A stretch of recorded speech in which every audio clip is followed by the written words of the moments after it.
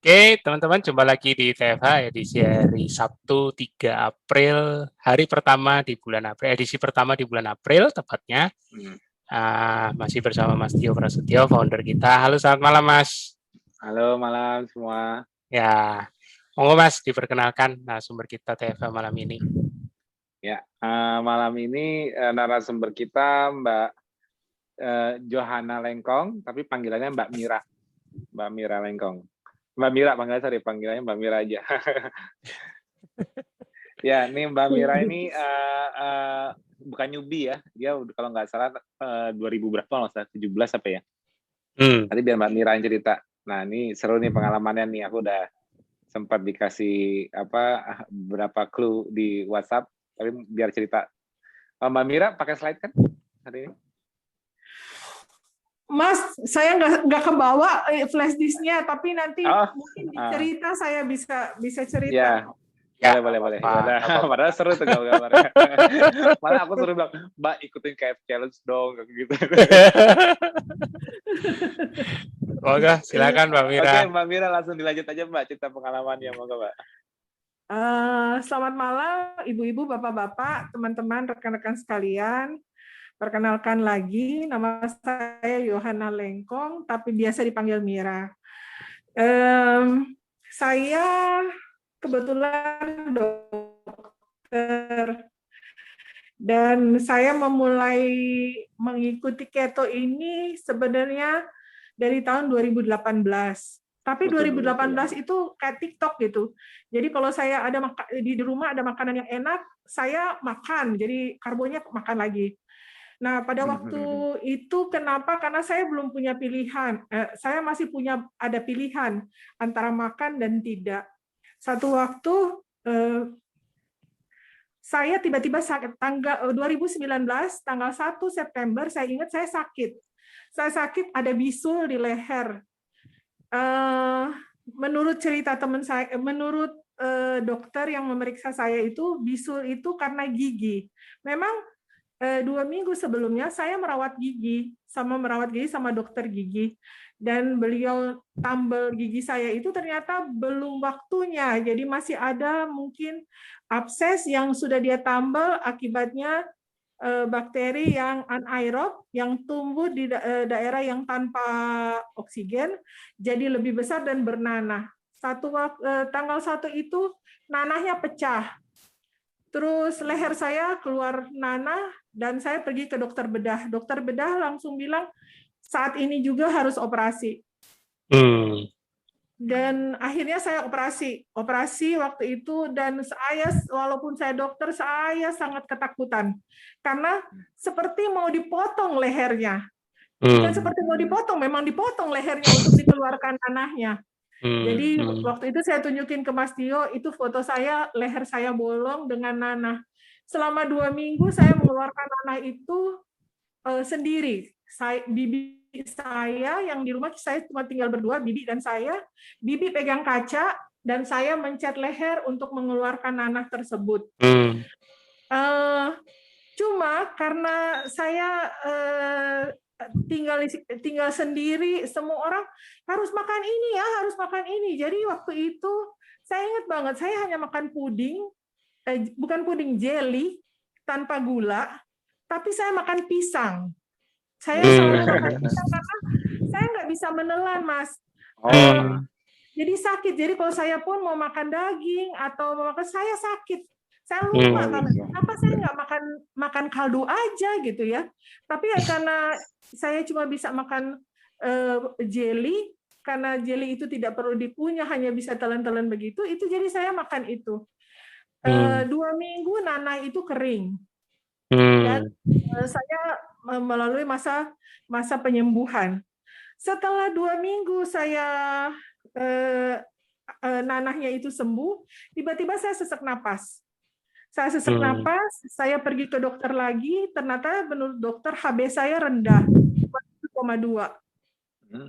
Dan setelah di ronsen ternyata paru-paru saya banyak sekali air. Itu mungkin karena ketidakmampuan jantung untuk memompa karena HB-nya rendah, jadi air itu masuk ke paru-paru. Saya dirawat di ICU lagi seperti foto yang saya kirim itu, Mas, saya dirawat di ICU selama 3 hari untuk mengeluarkan cairan itu. Mengeluarkan cairan itu ada 19 liter. Jadi kalau ibu-ibu, bapak-bapak bayangkan itu sama dengan 1 galon aqua. Iya, 1 galon yang besar. Betul, 1 galon aqua itu 19 liter. Oh. Tapi karena saya di ICU, saya nggak punya nafsu makan. Nah, tapi gula saya nggak, waktu saya di operasi pertama itu ternyata gula saya tuh 350 dengan HbA1c-nya itu 9,5.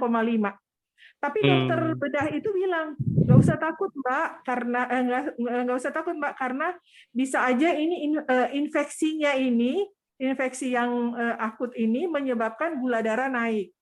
Ya, inflamasinya. Dan selama saya di rumah sakit itu, karena saya makannya agak susah, jadi gula darah saya tuh nggak naik lebih dari 100. Jadi cuma 100, ada pernah 105.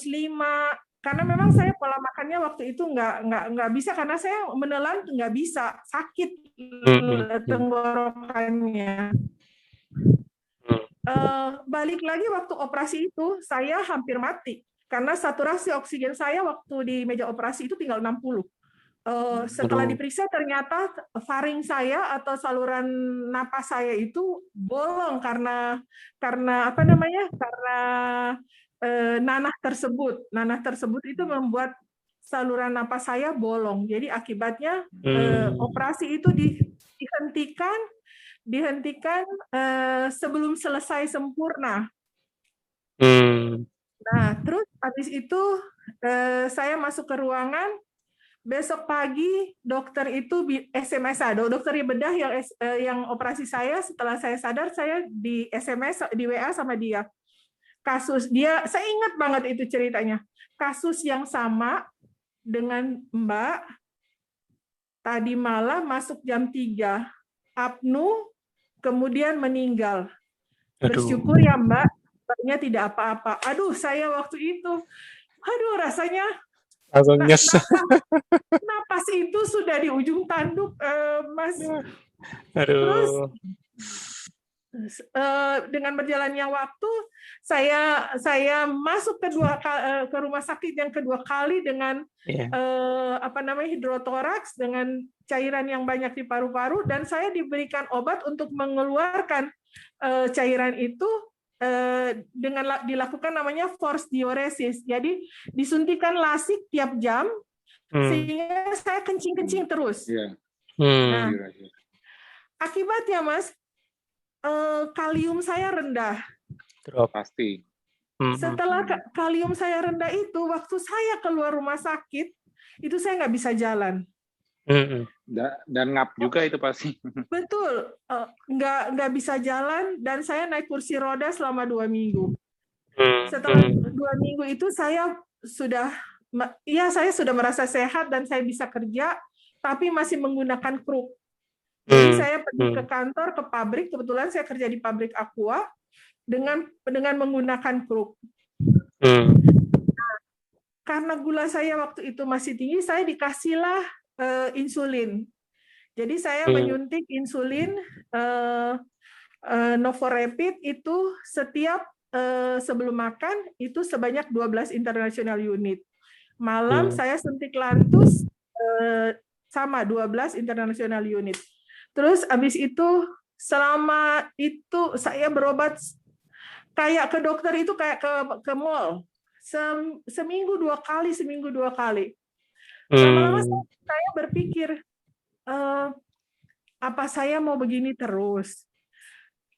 Ibu saya meninggal karena hipoglikemi. Ibu saya meninggal karena gulanya 30. Jadi di pikiran saya tuh, apa saya mau begini terus ya? Atau saya mengikuti keto lagi dengan tetap fokus dan itu merubah lifestyle. Jadi saya memilih, akhirnya saya bilang, oke, saya mau ikut keto dengan merubah lifestyle saya. Bukan hanya karena saya pengen turun berat badan, tapi saya merubah pola hidup saya. Tanggal 1 Agustus 2019 saya mulai keto. Ternyata mulai itu karena saya sudah pernah coba sebelumnya, tidak semudah dengan apa yang saya harapkan, sesuai yang saya baca-baca di grup keto fast sosis di Facebook. Saya sekitar 3 bulan berat badan itu tidak bergerak. Cuma saya bersyukur banget gula saya turun, Mas. Gula saya turun dan saya akhirnya menghubungi Mas Hasril. Pokoknya Mas Hasril tuh saya nggak kenal, saya hubungi aja. Mas, saya minta tolong ini gitu. Dan Mas Hasril tuh setiap saya WA pasti dia bales. Alhamdulillah. Nah, Mas Hasril juga datang loh sekarang. Ada. Aduh, makanya saya seneng banget. Saya seneng banget bisa ketemu sama Mas Hasril. Terus habis itu saya baru mengerti yang namanya insulin resistance itu seperti itu. Jadi saya pikir ini karena gula di badan saya aja masih banyak, jadi saya harus tetap fokus. Dan sejak tanggal 1 Agustus 2019 sampai saat ini saya nggak pernah cheating. Syukurlah. Saya nggak pernah cheating. Selalu Mas Hasril selalu bilang, kembali lagi ya, makanan harus real food. Kadang-kadang karena sekarang tujuannya udah bukan mau kurus tapi sehat. Betul. Jadi udah lanjutin lagi. Kadang saya pikir Mas Hasril kok ngomongnya ini banget ya, standar banget. Cuma jangan lupa makannya real food itu aja. Tapi ternyata memang begitu ilmunya. Sekarang dengan merubah pola hidup, keluarga saya tidak ada satupun yang komplain. Mereka mensupport saya karena tahu gimana saya waktu saya sakit. Dan banyak sepupu-sepupu saya mulai mengikuti pola hidup seperti saya. Amin. Karena saya bilang nggak susah kok, nggak susah. Yang penting kita komitmen sama apa yang pilihan kita. Terus sekarang gula darah saya puasa itu 95. Berat badan saya dari 3 digit sekarang bisa 2 digit. Jadi saya kemarin timbang 39 kilo turunnya. Ya lumayan lah untuk pilihan yang saya ambil untuk menjadi sehat. Bonusnya berat badan sih, Mas. Ya, berat badan itu harusnya jadi bonusnya. Iya. Itu yang bisa saya ceritakan sih. Pengalaman saya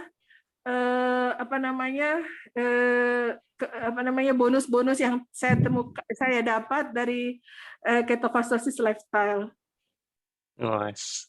Mantap. masih berusaha mencerna ini, tapi dahsyat. Mbak Mira itu di pabrik Aqua ya? Ya, saya kerjanya di 2 tempat. Saya kerjanya di Cianjur di pabrik Aqua. Jadi saya dokter di situ dan saya praktek di Bintaro. Setiap Jumat, Sabtu, Minggu saya praktek di Bintaro. Dengan 2 tempat kerja yang cukup jauh, perlu waktu 2,5 jam, dan habis sakit seperti itu, rasanya sih nggak ada teman-teman saya bilang, ih dokter kelihatan lecek, nggak ada. Saya bilang berat badannya turun tapi nggak kelihatan lemes. Itu yang saya bersyukur sih. Alhamdulillah. Sekarang saya lagi bikin program di Aqua, namanya Warrior program. Jadi Healthy Warrior program. Bagaimana merubah attitude kesehatan perilaku karyawan untuk memulai hidup yang sehat dengan berhenti rokok, makan BMI harus kembali normal, dan yang punya diabetes saya mau menularkan apa yang saya jadikan pilihan hidup. Mantap. Nah, ini harusnya aku dikirimin aqua nih. Aku kehabisan aqua nih. Aduh. Ini teh hijau sekarang. biasanya aku aqua dingin, tapi aqua lagi habis. Harusnya aku disponsori. Kehabisan aqua. Tumben Mas Tio to the point. Biasanya modus-modus. Soalnya kebetulan stok aqua botol. Aku biasanya aku botol kecil kita aku stok tapi lagi habis. Bercanda. Tapi keren banget, inspiratif banget. Tapi ya itu, alhamdulillah Mas Hazil juga salah satu warrior kita yang pernah mengalami diabetes tipe 2. Nah, yeah. Mas Hazil malah sampai kakinya itu kena. Jempol. Mumpung jempolnya nih, mumpung mentornya ada, kita suruh mentornya testi juga. Mas Hazil bisa online nggak ceritain pengalaman diabetes ini, kan mumpung lagi membahas diabetes. Mas Hazil kalau bisa online juga ceritain awalnya Mas Hazil kenal KF gimana, terus diabetesnya dulu separah apa. Mas Hazil. Karena ini sharing sesama diabetes ini penting banget. Ini kan yang terinspirasi kan salah satu warrior yang terinspirasi oleh Mas Hazil. Artinya terbantu juga sharingnya, saling menginspirasi, dan malah ini isanya kalau ini MLM tuh downline-nya loh. Tuh downline-nya lagi bikin jaringan lagi tuh, kakinya makin banyak tuh. Mas Hazil bakal share nih bentar lagi. Mana Mas Hazil? Mic-nya bisa langsung Mas. Monggo. Di-on-in. Udah on. Lagi kan kayak baru ketemu di Japrian. Kan sekarang ketemunya langsung di Zoom. Kan Mbak Mira sebelumnya belum pernah langsung ketemu Mas Hazil kan? Cuman baru lewat WA kan? Belum. Nah, ini kesempatan nih. Dan ini juga pas Zoom ini nggak janjian kan dengan Mas Hazil kan? Mas Hazil itu rutin kok, tiap TFH itu pasti ikut ya. Kayaknya Mas Hazil lagi pakai kemeja dulu nih Mas, nggak berani dia ini. Ayo Mas Hazil nih, suaranya udah on nih. On belum ya? Nah, monggo Mas. Okay. Kamera nggak bisa on ya? Jangan video, jangan. Oh jangan, tuh kan bener kan?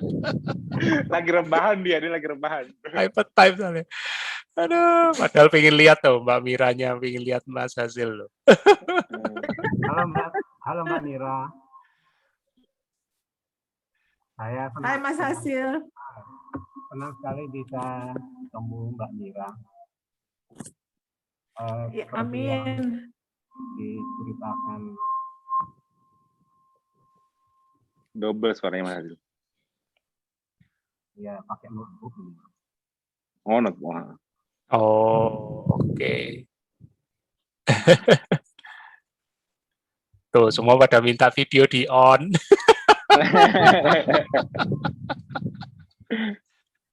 Jadi seperti yang diceritakan Mas Tio dan Mas Budi, saya dulu obesitas cukup berat, Mbak.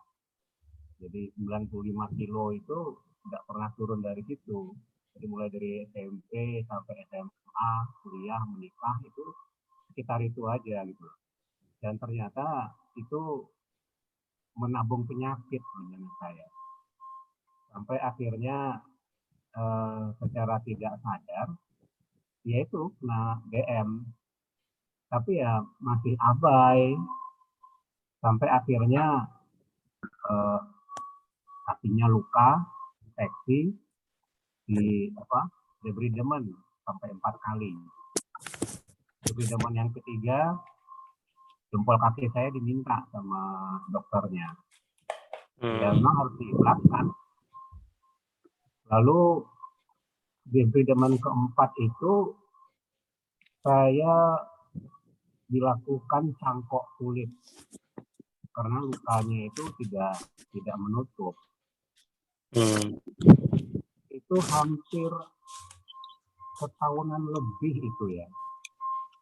Itu enggak sulit-sulit. Akhirnya ada satu warrior kita, Mbak Weni Wulandari namanya. Itu saya berteman dengan beliau. dan muncul di Facebook.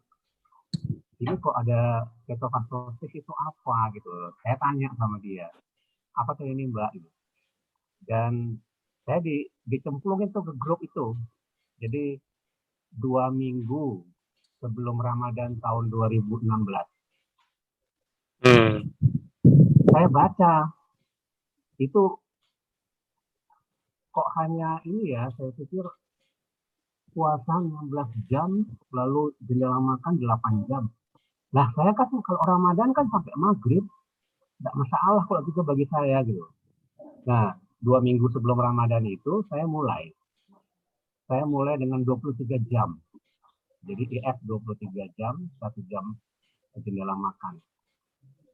2 minggu saya mulai, waktu itu gula darah puasa saya itu 283. Tinggi Mas, makanya itu enggak sembuh-sembuh dia. Iya. Jadi 2 minggu saya ikut KF, gula darah saya itu di quarter 50% loh. Jadi 140-an begitu. Waktu itu udah sempat pakai insulin belum Mas Fazil? Saya nakal Mas, saya jangan ditiru ya. Saya hari pertama itu saya stop semua Mas. Jangan ditiru ya, ini jangan ditiru loh. Ya makanya. Saya waktu itu di grup itu anggotanya baru 6.000-an waktu itu. Kebanyakan orang bule ya. Iya, masih belum banyak. Saya juga tipenya kan hanya membaca saja, jadi tidak bertanya.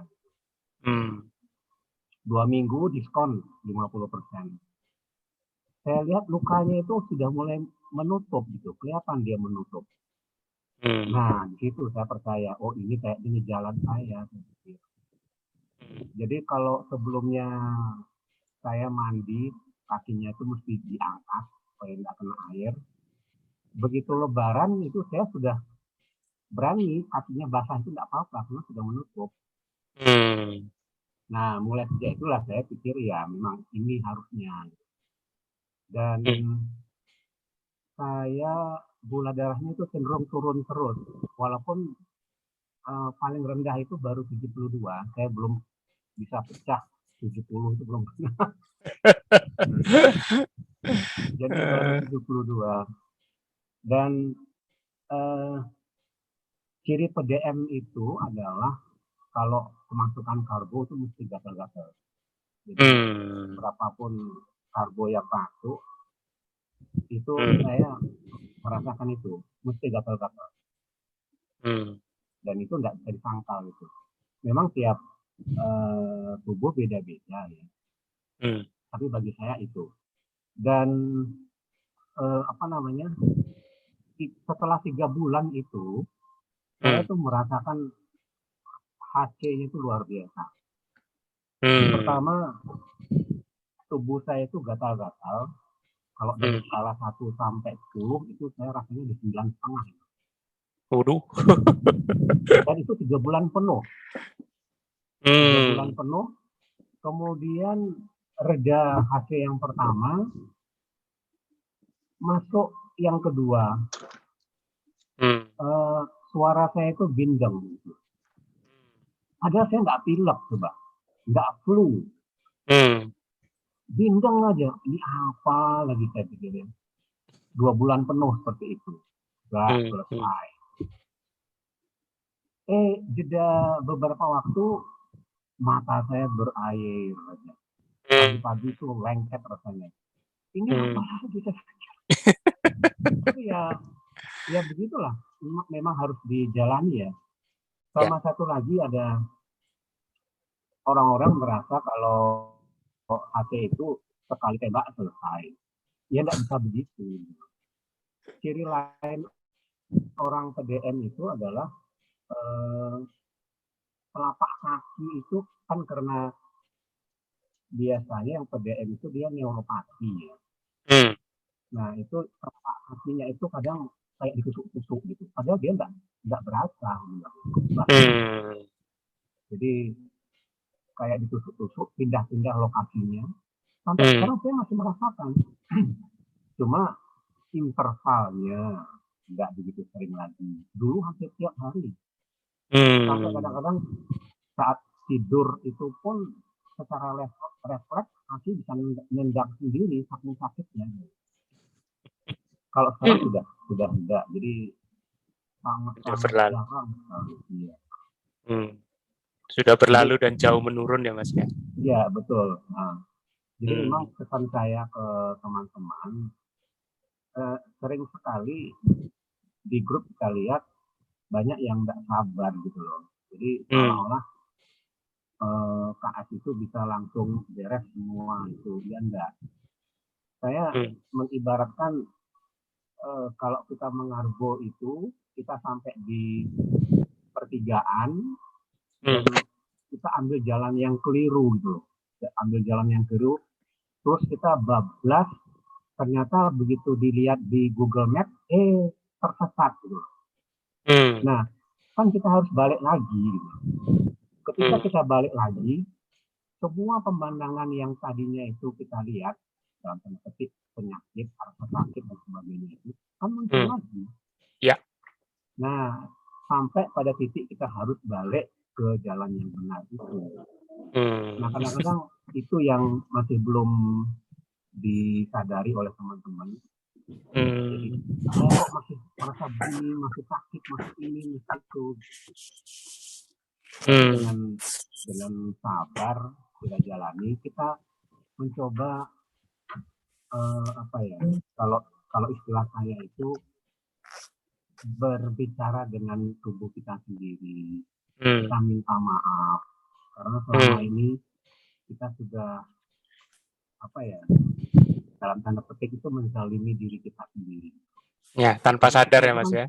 Betul, tubuh kita itu kan titipan gitu. Tadi ketika Mbak Mira cerita itu saya juga rasanya kayak berbesmili gitu. Saya bisa merasakan apa yang Mbak Mira itu rasakan. Iya. Kayak gitu kira-kira Mas Budi. Makanya waktu terpilih dalam tanda kutip diatur sama yang di atas untuk bisa membantu Mbak Mira, rasanya ngeklop ya Mas ya. Lihat perjuangannya begitu. Betul. Nah, cerita Mas, kesan-kesannya membimbing Mbak Mira ini seperti apa? Coba Mas cerita, ada yang momen kayak gimana gitu. Mungkin pas Mbak Miranya lagi bandel atau pas lagi dia merasakan manfaatnya yang wah ini ngeklik banget ber-KF. Gimana Mas? Coba ceritain Mas. Jujur saya tidak tahu bahwa beliau ini yang waktu itu menghubungi saya. Saya sampai sekarang itu nggak tahu gitu. Waduh. Karena kan kayaknya Japri juga banyak dia. Iya, tulisannya kan Yohana Lengkong gitu loh. Kalau dulu komunikasinya kan Mira Lengkong gitu loh. Iya. Ya selama komunikasi dengan beliau ya tanya jawab biasa gitu loh. Saya sama sekali tidak merasa lebih pintar dari beliau, enggak. Makanya saya selalu mengatakan ini hanya berbagi manfaat saja. Saya merasa sudah pulih, sudah mendapatkan manfaat dari KF. Saya sekarang berganti. Makanya saya selalu di setiap kesempatan itu menyampaikan terima kasih untuk Mas Tio, terutama Mas Alif. Karena tanpa Alif ini enggak ada. Ya. Tuh kan saya jadi berbes lagi. Ya semua ada jalannya. Kalau nggak ada Alif ya memang betul sih. Ya kalau nggak ada Alif ya mungkin juga aku masih obesitas. Aku dulu berat 114 kilo. Dan walaupun aku dulu nggak minum obat diabetes, tapi gula darahku juga rata-rata 190-an, 180-an. HbA1c memang belum tinggi-tinggi banget lah, 6,47 kalau nggak salah dulu sih pernah ngecek. Tapi ya masih biasa aja, maksudnya itu karena tes biasa doang ya, maksudnya nggak tes lab pribadi lah. Tapi nggak pernah berobat, maksudnya aku dulu udah pre tapi nggak pernah mau berobat gitu loh. Teman ya adanya Alif itu membuat aku ditegur juga mungkin diingatkan ya, jadinya alhamdulillah.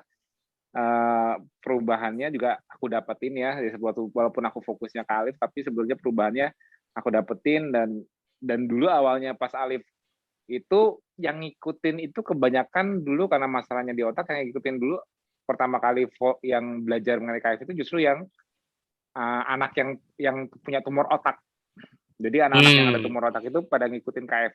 Itu awalnya, dulu belum diabetes, belum. Dari anak tumor otak yang membaik, tumor yang nggak berkembang, akhirnya diikutin oleh anak-anak yang kanker jenis lain. Jadi awalnya sebelum ada KF itu dulu kebanyakan japri langsung ke aku, tapi kebanyakan cancer, kebanyakan CA dulu. Jadi memang sifatnya dulu terkesannya memang untuk terapeutik banget KF ini. Karena memang awalnya terapeutik untuk Alif, ke aku sendiri lebih ke lifestyle, tapi dulu memang yang melirik KF awalnya terapeutik, seperti awalnya grup kita aja. Awal WA pertama 2016 tuh, Mas Hazil masuk ke grup awal yang 2016 itu kan grup WA 1, 2, 3, tahu kan? Oh. Yang grup WA awal 2016 itu. Saya. Nah, itu kan isinya di Facebook, iya. Oh, Facebook. Kalau Mas di Facebook ya. Kalau awalnya di WA itu pertengahan 2016. Oh.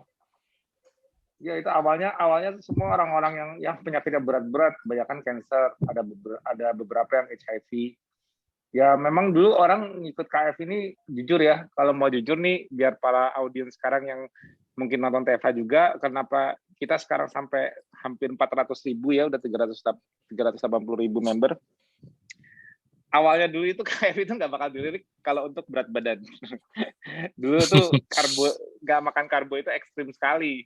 Gitu loh. Jadi dulu taunya memang orang udah pasrah gitu loh, udah ya niatnya udahlah harus konsisten nih, harus sembuh gitu, karena udah sakit. Mau itu ya kayak Mbak Mira tadi, mungkin awalnya dulu kalau Mbak Mira awalnya dulu pertama pernah keto kan, waktu itu katanya pernah 2018, itu kan awalnya berat badan dulu kan, misalnya. Nah, tapi begitu udah yang kesininya mau konsisten keto, udah nggak mikirin awal-awalnya berat badan. Tapi begitu udah lebih memikirkan untuk sehatnya supaya gula darahnya kembali stabil, malah jauh lebih konsisten kan? Betul. Ya, karena sebetulnya kalau yang mau dipikir-pikir itu, kenapa kita mau menjalani lifestyle ini sebagai gaya hidup seumur hidup? Karena sebetulnya yang kita cari ialah sehatnya. Karena sebetulnya gini loh, kenapa aku pribadi mau menjalani ini ya, karena aku selama ya nggak mau itu juga ya takabur, tapi ya alhamdulillah hampir bisa dihitung jari ya, selama 12 tahun ini hampir bisa dihitung jari kalau aku kayak flu aja deh, flu biasa gitu loh. Yang aku paling berat ya itu bukan flu ya, yang aku paling berat sampai seminggu waktu itu kan gara-gara maladaptasi, gara-gara aku yang cuman tidur 2-3 jam selama seminggu waktu umroh. Itu baliknya itu aku flu, tapi flu-nya sampai seminggu berat. Kalau selain itu aku selama 12 tahun ini cuman ya kalau mau flu sehari bawa tidur, besok udah beres gitu loh. Jadi dan itu pun kalau flu itu bisa kehitung jari. Makanya aku ngerasa kenapa aku tetap nggak makan karbo seperti ini, konsisten. Itu juga istriku sama. Istriku begitu konsisten, begitu dia udah dia ngerasain sendiri. Dia kalau dia masalahnya suka amandelnya bengkak, leher suka sakit. Kalau dia dulu nakal dikit aja ya, pertama ya udah aku diemin aja, kan badan tahu mana yang sehat. Akhirnya ngerasa, wah udah mulai nggak enak nih lehernya nih, bilang gitu. Ya udah kan, maksudnya ya kalau si Lina aku biarin aja, kalau dia memang di belakang aku mau jadi monggo, tapi nanti dia ngeluh, yang kok aku ininya lehernya nggak enak lagi ya. Ya ngerasa apa maksudnya kayak gitu. Iya sih, akhirnya ngaku kan kayak gitu. Udah, tapi akhirnya sekarang dia konsisten banget. Kenapa? Karena dia tahu hanya demi makanan nggak worth it untuk badannya kerasa nggak enak lagi. Jadi yang membuat orang bisa jalanin ini bertahun-tahun itu karena badan nggak bohong. Benar nggak? Kenapa Mas Hazil berarti udah 4 tahun lebih ya, udah mau 5 tahun ya bulan Mei ini ya. Iya, ini Ramadan ke-6 nanti.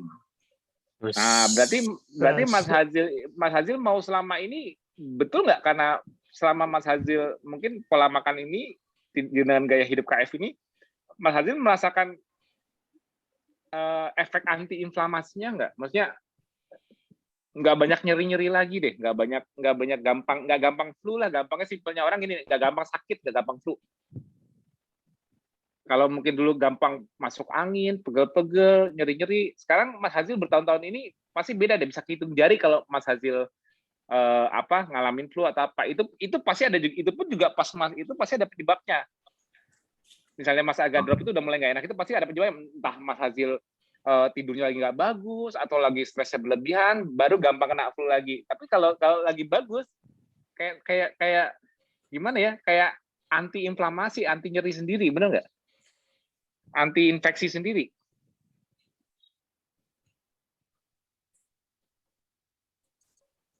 Mas Hasil? Ngerasain itu nggak Mas Hasil? Sama hampir mau 5 tahun ini. Oh, sinyalnya itu. Sinyal kayaknya lagi merah. Oh, nggak apa-apa. Iya. Ya, bantul. Ya, memang rata-rata orang kita bisa sampai, ya alhamdulillah ya, kita sampai 5 tahun KF ini banyak yang nggak banyak loh orang yang melakukan suatu, kalau kita kan lifestyle ya, tapi kan di tempat lain kan banyak juga berbagai macam diet yang hanya pola makan. Nggak mudah loh menjalankan sampai bertahun-tahun itu. Tanpa cheating day. Kalau mungkin di diet lain supaya lebih konsisten dikasih cheating day. Kita lah memang kalau mau cheating monggo, malah buktikan kalau sendiri. Mungkin ya gini loh. Kalau di luar non ketosis, di luar pola makan yang di luar non ketosis tidak menyebabkan ketosis. Artinya berarti kan masih ada unsur karbonnya kan? Mungkin begitu cheating day masuk jumlah karbo terserap atau glikemik lebih tinggi dibanding biasanya kan kalau yang non ketosis berarti kan lebih low glikemik anggapannya. Lebih kalori restricted, dibatasin kalorinya dan berusaha yang low glycemic index karbonya. Biasanya kan gitu kan di diet lain kan. Dengan pembatasan kalori juga biasanya kalau mau turun berat badan itu normalnya seperti itu kan desain dietnya kan, apapun isinya piringnya. Tapi untuk mereka cheating itu mungkin pas cheating mereka merasa lebih fit, lebih segar. Kalau di kita kebalikan. Jadi kayak kita nggak perlu mengingatkan orang untuk ya mau cheating monggo aja, tapi kan beda rasanya gitu loh. Kalau Mbak Mira sendiri kan udah ngerasain kan kalau misalnya kemasukan karbo rasanya kayak apa gitu loh, walaupun sengaja nggak disengaja, tapi kan pasti beda rasanya dengan konsisten makan real food tidak kemasukan karbo. Mbak Mira ngerasakan nggak bedanya? Betul Mas. Waktu sebelumnya yang saya TikTok ngikutin keto itu, saya masih ada serangan asma. Tapi sejak 1 September 2019 sampai sekarang, saya nggak pernah muncul asmanya. Puji Tuhan nggak pernah muncul. Makanya Mas Hazil cuma bilang, yang penting real food, dah selesai. Nggak usah aneh-aneh, nggak usah. Betul, jadi saya kadang-kadang waktu Mas Hasil kalau konsul sama Mas Hasil saya suka ketawa sendiri. Ini kok ujung-ujungnya jangan lupa real food. Iya, kadang memang harus diingatkan. Real food itu memang ternyata utamanya. Iya. Dan itu yang menjaga dan itu yang menjaga kita badannya itu tetap antiinflamasi gitu loh. Jadi memang kunci di ketosis ini ya kayak aku pribadi nih ya aku sih nggak terlalu, ya mungkin Mbak Mira kalau udah jalan lebih dari 3 bulan KF ya pasti juga kemampuan nahan craving-nya jauh lebih bagus dibanding sebelum lewatin 2-3 bulan. Maksudnya sugar craving apa mau di depannya Mbak Mira ada orang makan donat kayak mau itu nggak sengiler dulunya kan, maksudnya tetap betul, ada perubahannya kan. Sudah nggak ada rasa. Nah kebanyakan orang yang nggak berani mulai KF apa karena mereka belum pernah mencoba Mbak. Jadi mereka itu ngebayangin, coba gini, bayangkan di saat Mbak masih belum ketosis, Mbak masih makan karbo, terus melihat suatu pola makan yang tidak makan karbo, aku nggak bisa makan pisang goreng lagi. Aku nggak bisa makan Indomie goreng lagi, Indomie lagi. Jadi kayaknya bagi orang yang belum pernah mencoba itu untuk menjalankan ini sebagai lifestyle itu kan kayaknya menakutkan. Kenapa? Mereka addiction-nya masih ada. Mereka addiction masih ada. Jadi mereka nggak kebayang kalau ngeliat orang warrior kita pada gila bertahun-tahun kok bisa ya bertahun-tahun nggak makan nasi goreng, bertahun-tahun nggak makan pizza, nggak makan pisang goreng, apalagi itu yang karbo-karbo yang di-cravingin orang-orang itu kan mereka kan kayak nggak kebayang, makanya mereka nggak berani startup. Padahal kuncinya rahasianya apa? Dijalanin aja dulu sampai konsisten. Nanti jadi mutusinnya itu setelah adaptasi mutusinnya 3-6 bulan deh. Habis itu mau lihat lagi ke belakang kayak Mas bilang, lihat lagi ke belakang. Masih pengen nggak tuh pisang goreng segitu pengennya kayak dulu sebelum mulai nggak? Ternyata biasa aja. Ya mungkin masih kebayang enak, tapi untuk nyoba ya ngapain ya? Kalau akhirnya malah badanku malah nyeri-nyeri lagi, gampang masuk angin lagi. Misalnya yang punya masalah pencernaan lambung, bermasalah lagi lambungnya pencernaan. Benar nggak? Kalau Mbak Mira sendiri ada masalah pencernaan nggak dulunya? Saya nggak ada. Saya tukang makan asma, dulu kan. Tukang makan lebih ke asma ya. Pencernaan. Lebih ke arah asmanya ya, alerginya ya. Iya, saya hanya asma. Pokoknya asma itu tiap bulan bisa 1-2 kali Mas serangannya. Nah, itu dia. Tapi kenapa sekarang ini? Karena Mbak efek antiinflamasi ketosis itu nggak bisa dibohongin. Gitu lah. Jadi efek untuk menjaga tubuh kita itu karena gini loh. Jadi prinsip basic fisiologinya itu sebetulnya mudah, Mbak. Prinsip basic fisiologinya sebetulnya mudah. Dokter ingat nggak dokternya bilang sama Mbak waktu infeksi, ya ini gula darah naik karena Mbak sedang ada infeksi, betul nggak? Betul dia bilang gitu. Nah, karena korelasi takut katanya. Ya, mau tahu nggak korelasinya kalau aku balik? Untuk infeksi butuh gula. Ngerti nggak maksudnya? Iya. Jadi pada saat tubuh kita inflamasi, tubuh kita ada infeksi yang menimbulkan inflamasi atau respon imun apapun yang overreaktif berlebihan, contohnya salah satu hyperaktivitas sistem imun kita, salah satunya ialah asma juga, itu butuh sugar. Sugar itu, gula itu is the basic untuk tubuh kita, entah itu overreaktif, entah tubuh kita inflamasi, itu butuh gula. Nah, selama kita tubuhnya ini masih suplai gula, itu mudah untuk diakses gula. Tapi kalau tubuh manusia ini tidak lagi diberi gula, artinya tubuh ini harus bisa self-dependent, secara self-sufficiency, secara mandiri, harus bisa memenuhi kebutuhan gulanya sendiri. Karena kan gula itu kan tidak esensial dari luar. Saya karbohidrat itu kan ujungnya kan bisa jadi gula. Tapi karena karbohidrat itu tidak esensial bagi manusia, artinya gula tidak esensial harus dimakan dari makanan untuk menyumbang gula darah. Tapi kalau di dalam darah kan gula nggak boleh 0, betul nggak? Betul. Berarti pada saat kita tidak memberikan gula, sumber gula ke tubuh kita, artinya tubuh kita diminta untuk self-sufficiency. Ya. Gulanya harus dipenuhi, tapi pakai tanda kutip abis itu. Gulanya harus dipenuhi untuk sel darah merah atau kebutuhan lainnya tapi dengan tanda kutip. Karena hostnya tidak makan gula lagi, tanda kutipnya harus hemat, sparing glukos. Jadi sifat ketosis yang paling utama ialah glukos sparing. Artinya tubuh yang ketosis di mana otak sudah bisa pakai keton, sel lain di tubuh juga harus hemat gula. Sparing itu artinya hemat. Kalau tubuh kita sudah diminta, dikasih demand untuk selalu menjaga gula darahnya stabil tapi tidak boros, tubuh kita juga nggak usah disuruh. Tubuh kita bakal berusaha menurunkan segala hal yang butuh gula banyak. Terutama apa? Inflamasi. Mbak infeksi, inflamasi naik, butuh gula tinggi. Tapi kalau Mbak nggak masukin karbohidrat, nggak makan gula, tubuh Mbak kan juga nggak bodoh. Kalau aku buat gula terus, hostku mati. Hostku bisa rontok ototnya nanti. Karena kalau gulanya butuhnya gede banget, kan mau nggak mau kan harus merontokin otot. Iya kan? Nah, akhirnya tubuhnya somehow mendingan saya ngerontokin massa fungsional di tubuh. Kalau otot ini kan investasi massa fungsional, ada fungsinya. Iya. Jadi mendingan saya ngerontokin massa fungsional, apa saya nurunin inflamasinya? Ya, Yang mendingan saya turunin inflamasinya. Betul. Sehingga saya tidak harus menyuplai gula banyak. Itu tubuh kita. Kalau tidak diberi gula.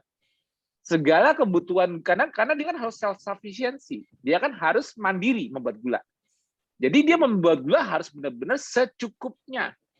Karena tidak diberi gula. Tapi kalau aku terus melakukan sesuatu yang berlebihan, seperti kalau kita makan karbo, gula banyak, kenapa takut kurang? Ya. Liver buat gula ditambah gula dari makanan, double. Kenapa takut kurang gula? Mau bikin flare up inflamasi gampang aja, ya kan? No problem kan? Karena nggak perlu self sufficiency.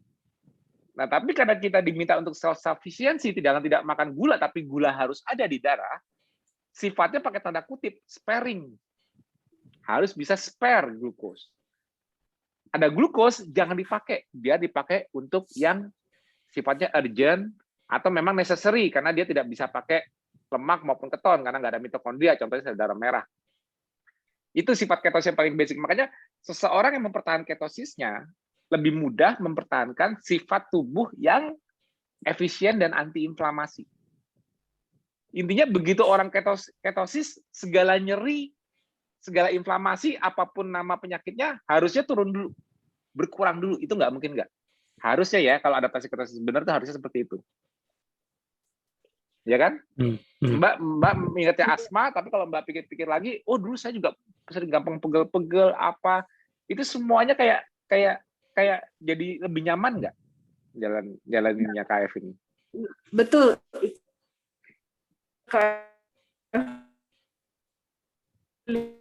Lebih nyaman. Ada satu lagi, Mas. Waktu saya itu kira di MRI untuk melihat apakah itu ada kanker, karena kanker si bisulnya itu ternyata memang hanya infeksi. Waktu itu dokter melakukan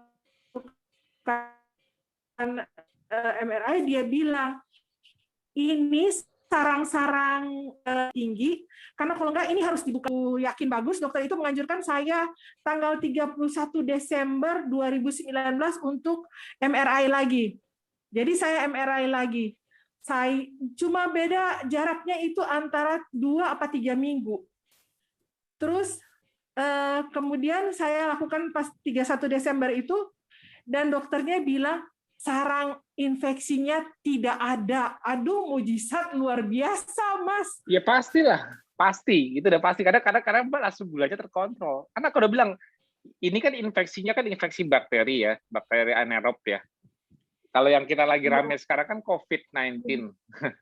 Tapi sebetulnya sama. Ya. Kuncinya tubuh kita, kenapa aku bilang ketosis itu ialah kondisi bed host buat berbagai jenis infeksi, karena ujungnya infeksi itu ialah pemicu inflamasi. Sebetulnya yang membuat kalau yang membunuh kita dari infeksi itu sebetulnya imun kita sendiri loh. Betul. Ya kan? Coba apa kalau bukan imun kita sendiri yang membuat, kan inflamasinya yang akhirnya nggak selesai, akhirnya kalau dalam tanda kutip untuk sisi COVID sampai cytokine storm atau sampai collateral damage atau sampai meningkatkan inflamasi ke yang lain-lain, pengentalan darah dan sebagainya, kan larinya kemana-mana. Itu sebenarnya imun, makanya aku udah bilang sistem imun kita itu pedang bermata dua. Awalnya imun kita didesain untuk mempertahankan diri, tapi kalau perangnya nggak selesai, membunuh kita. Betul kan? Gitu. Kita yang betul nggak? Ya kalau bakterinya itu nggak diserang, kita gini deh. Kayak kita kan di usus besar kita kan juga ada bakteri, betul nggak? Mikrobiota, flora mikrobiota, betul nggak? Nah, bedanya kalau mikrobiota yang kita punya di usus itu sifatnya menolong kita, mengefisiensikan sisa makanan kita yang nggak kan gini. Kenapa? Ini sekalian aku jelaskan mengenai mikrobiota usus.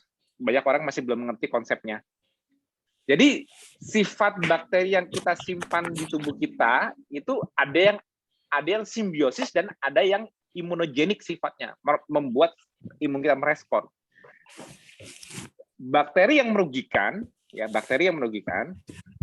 contohnya anaerob yang terjadi pada saat infeksi kayak Mbak gini, itu sifatnya merugikan. Kenapa? Karena dia jelas merugikan, dia memicu respon imun, makanya muncul inflamasi. Makanya Mbak sampai bernanah, betul nggak Mbak? Nah, sama seperti di usus kita. Di usus kita, kalau muncul bakteri yang overgrowth atau bersifat imunogenik, imun responlah yang membuat masalah kemana-mana. Karena direspon imunnya. Karena imunnya di balik mukosa dia merespon, ususnya inflame. Itulah akarnya dari leaky gut. Jadi sebelum kita kebingungan dengan apa itu bakteri, kenapa manusia juga menyimpan bakteri, kenapa? Karena kita itu sama seperti spesies lain. Spesies lain juga dia juga simbiosis mutualisme. Banyak spesies lain juga dalam ususnya mereka ada bakterinya, tapi harus simbiosis. Sifatnya simbiosis artinya apa? Kamu mengefisiensikan apapun, misalnya gini, aku makan sesuatu nih, aku makan ikan, telur, ayam. Kan nggak semuanya sempurna dalam digestionku. Ya. Walaupun aku sudah berusaha denaturasi di lambung, sudah didenaturasi, lebih mudah untuk dipotong oleh proteas dan lipas di usus halus supaya bisa keserap. Tapi kan masih ada sisa yang ke usus besar, betul dong? Ya. Yang akhirnya menjadi masa feses. Nah, sebelum benar-benar tersisa jadi feses, bakteri-bakteri yang kita pelihara dengan sifat simbiosis mutualisme berusaha mengefisiensikan kembali. Masih ada yang bisa diberikan ke host kita nggak? Bisa gini, harus barter. Lu ada di sana, bakterinya ada di sana, bakteri ini bisa hidup dari makanan yang kita makan. Dia ada dan bisa hidup dari makanan kita makan, sisaan makanan. Dia kayak pemulung lah. Dia bisa hidup dengan cara memfermentasikan apa yang tidak terserap tuntas di usus halus, terlewat di usus besar. Itu mereka hidup dari situ. Tapi hasil yang mereka berikan dari hasil fermentasinya, karena mereka bakteri, pasti kan mereka kan ada byproduct-nya. Beberapa bakteri byproduct-nya dipakai oleh spesies bakteri lainnya. Jadi mereka juga antar bakteri itu pun juga saling menguntungkan. Jadi misalnya populasi bakteri itu ada beberapa jenis bakteri. Hasil dari fermentasi bakteri sebelumnya terhadap makanan kita dipakai oleh bakteri berikutnya untuk fermentasi dia. Yang ujung-ujungnya nanti ada yang buat kita juga. Contohnya hasil dari fermentasi bakteri yang masih bisa kita pakai sebelum benar-benar jadi feses ialah apa? Short chain fatty acid. Propionat, propionat, butirat, asetat. Itu yang masih bisa kita reutilisasi. Propionat lari ke liver, asetat lari ke liver, butirat dipakai oleh kolonosit, sel-sel di kolon. Artinya kan nggak dari 100% makanan kita makan yang tidak efisienan di usus halus untuk penyerapan masih bisa diserap, masih ada yang bisa disumbangkan kembali untuk sumber energi di usus besar. Itu basic fungsinya. Jadi kalau seseorang makan 3 kali sehari dibandingkan dengan orang yang makan 1 kali sehari, yang sudah jelas beda apanya? Jumlah populasinya turun. Kalau kita makan cuma sekali sehari, populasi bakteri kita tidak sebanyak yang makannya 3 kali atau 4 kali sehari. Betul. Karena tujuan basicnya ada bakteri itu ya cuma satu, efisiensi. Kalau jumlah makanannya kurang, gimana bakterinya bisa tetap ada di situ? Bakteri begitu tidak ada makanannya, ya populasi mereka cepat rontok, cepat turun. Ya, terseleksi. Iya, makanya mudah sekali melihat jumlah bakteri itu langsung berkurang. Tapi masalah nggak? Ya nggak masalah, karena memang walaupun kita populasi bakteri turun, tapi nggak ada masalah. Kenapa? Yang masalah, jadi gini loh, cara melihat mikrobiota gini. Yang membuat mikrobiota itu menjadi masalah ialah pada saat dia bersifat imunogenik. Paham ya? Jadi sebelum mikir macam-macam, berteori macam-macam, yang membuat bakteri bermasalah kalau dia memicu respon imun. Contohnya sama seperti bakteri anaerob yang terjadi pada Mbak Mira. Itu bedanya di lokasi lain. Tapi sifat imunogenik dari bakteri tersebut yang memicu inflamasi itu yang merugikan Mbak Mira. Ya. Kalau Mbak Mira punya bakteri yang overgrowth di usus dan inflamasinya terjadi di usus, imunogenik respon imun jadi usus, efeknya kemana? Ke pencernaan. Pencernaannya bisa leaky gut. Permeabilitas, kerapatan tight junction-nya ya, sel-sel ususnya itu bisa renggang. Kalau udah renggang, udah entah itu sifatnya inflamasi dan itu bisa memicu masuknya protein-protein besar, jadi alergi makanan juga jadi meningkat, terutama untuk unsur protein karena protein besar yang harusnya dipotong dulu oleh proteas menjadi amino asid sebelum masuk ke dalam usus, itu udah sempat masuk ke lokasi usus yang tight junctionnya udah lebar. Nah, protein besar itu bersifat imunogenik walaupun itu protein makanan. Karena dia masuk ke dalam enterosit, sel usus tidak dalam bentuk amino asid tapi masih dalam protein besar. Itu yang memicu respon imun. Itu yang membuat pencernaannya inflame. Nah, kalau pencernaannya inflame, nah masalah kedua muncul lagi. Otak dan usus terhubung dengan sebut namanya vagus nerve. Nah, makanya disinilah problem di anak-anak ABK yang entah itu yang kejang maupun autisme atau ADHD itu juga mulai muncul. Mereka identik. Vagus nerve itu juga memberikan input respon balik ke otak. Jadi begitu ususnya bermasalah, jadi gini. Kalau yang orang GERD, misalnya ada GERD, begitu dia pencernaannya bermasalah, sensitif inflamasi yang muncul lagi, dia mungkin terekspresi langsung ke nyebrang ke otaknya ialah dalam bentuk dia anxiety-nya meningkat, atau bahkan dia malah bisa jadi depresi, atau dia malah jadi ada yang mengalaminya juga dalam bentuk vertigo, jadi kelingan. Itu kalau yang orang dewasa, orang normal. Tapi ABK tercerminnya ialah kejang yang muncul lagi, ada yang hiperaktifnya muncul lagi. Itu karena hubungan itu. Jadi kuncinya memang menjaga. Jadi kuncinya pencernaan manusia ialah yang harus dijaga apa? Jangan inflame, selesai situ dulu. Ya. Jangan mikir macam-macam. Jadi aku pengen gini, kenapa KF itu nggak fokus di makanan? Nanti kalau aku ngomongnya yang diomongin makanan, terus kamu mentok di usus. Kamu belajarnya cuma usus tok nanti. Kalau yang diomongin makanan terus, percaya deh, orang yang hanya ngomongin makanan, pasti mentoknya ngomonginnya ususnya bakal beginilah, begitulah. Nggak selesai. Ya. Kuncinya dari sistem pencernaan kita ialah apa? Satu, agar penyerapan makanan kita sempurna, jangan inflame. Ya. Jangan meradang. Itu toh. Apa yang bisa memicu meradangnya? Salah satu contohnya kalau dibuka dengan mikrobiota ialah adanya bakteri yang bersifat imunogenik. Selesai. Yes. Bagaimana cara kita menyingkirkan bakteri yang imunogenik atau bakteri yang tidak bersimbiosis dengan mutualisme tapi malah disbiosis? Caranya apa?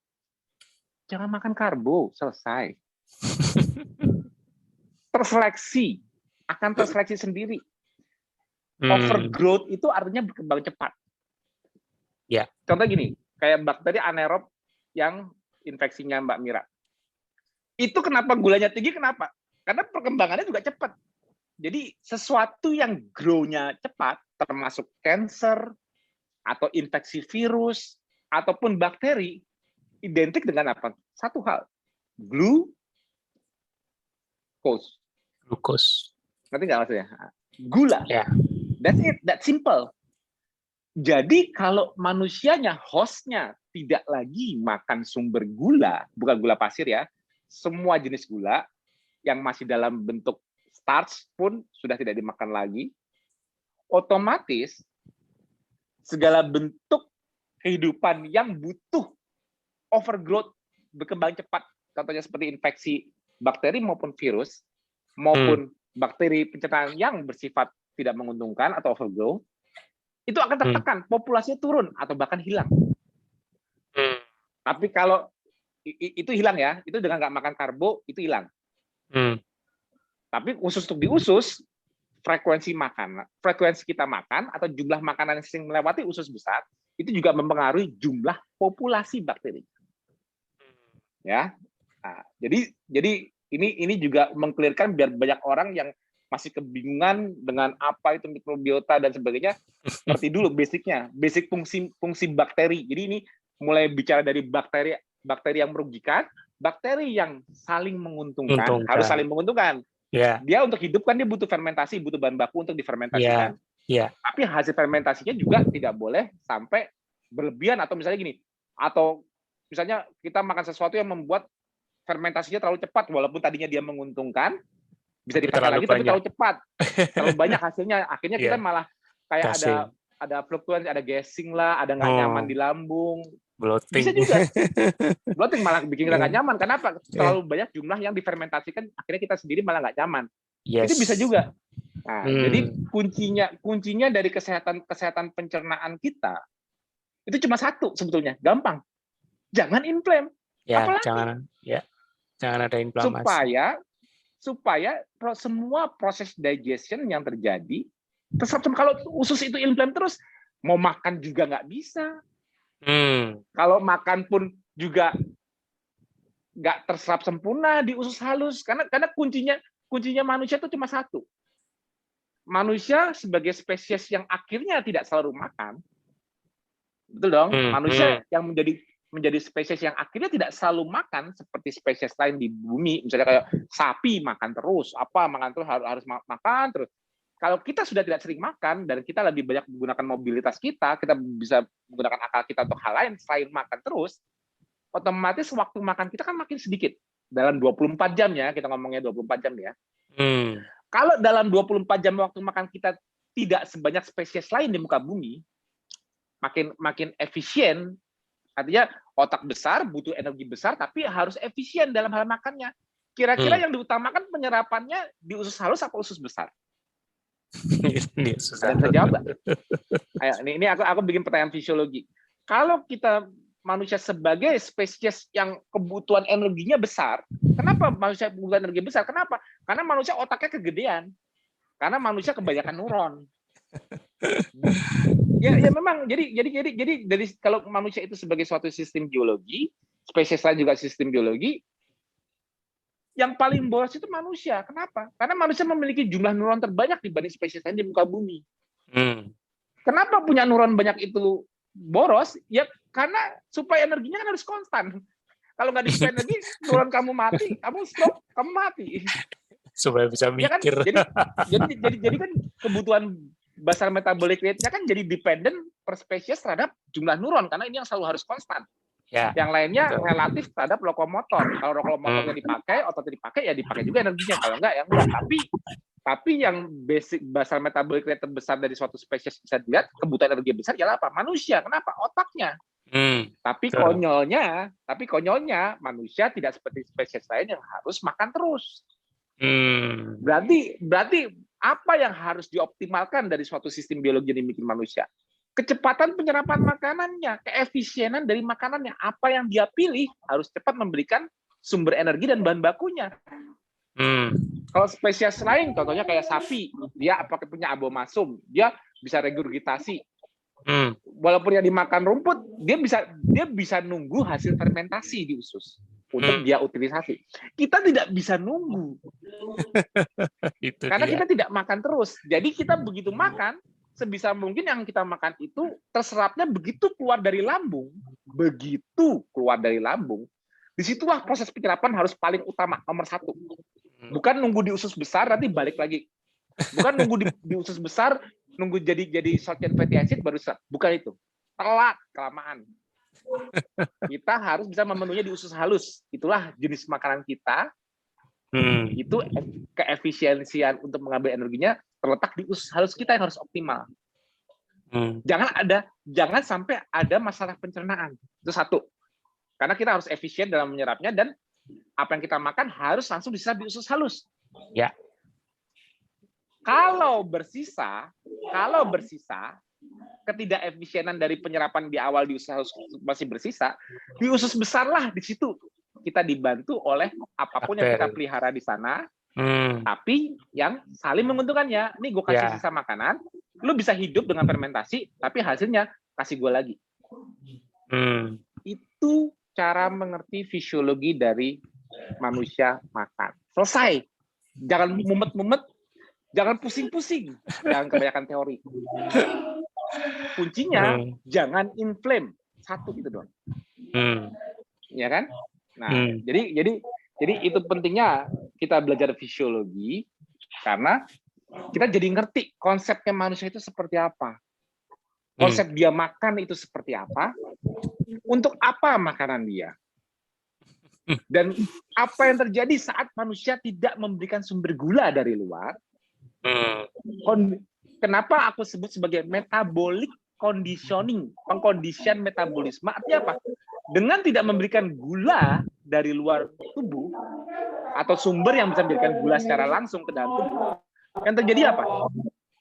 Tubuh metabolismenya terkondisi, metabolic conditioning terkondisi untuk apa? Glukos sparing.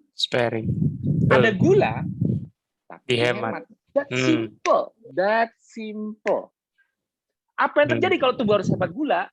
Semua proses yang tinggi utilisasi gula dan tidak diperlukan harus turun.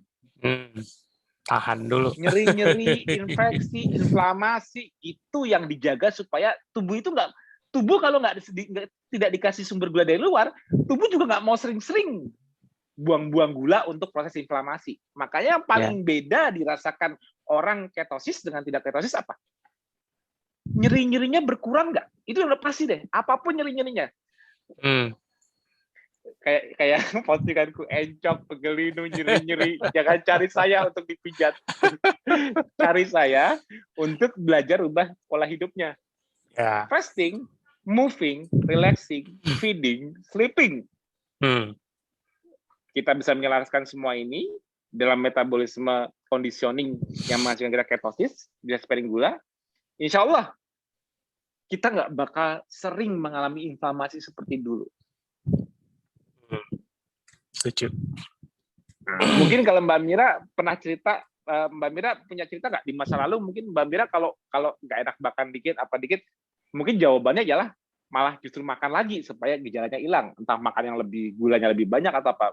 Kalau Mbak Mira dulu sebelum ini kayaknya Mbak Mira sambil praktek ini, Mas. Oh, lagi praktek ya? Sambil praktek soalnya, jadi sebentar ditinggal. Tapi nggak apa-apa. Ya, kalau Mas Azil online nggak? Masih online. Mas Azil? Gimana? Mic-nya on? Masih. Ya. Mas Azil coba mundur ke belakang lagi sebelum KF. Mas Azil ingat nggak dulu sebelum KF? Untuk menutupi gejala, misalnya nyeri-nyeri apa, mungkin Mas Azil malah nyari yang, wah aku masuk angin nih, mesti makan supaya nggak masuk angin. Malah tambah makan ini, jadi malah menutupinya dengan makanan, betul nggak? Dulu sebelum Mas Azil KF. Mungkin begitu, Mas. Karena saya kan programming. Jadi kebanyakan itu kerjanya malam hari.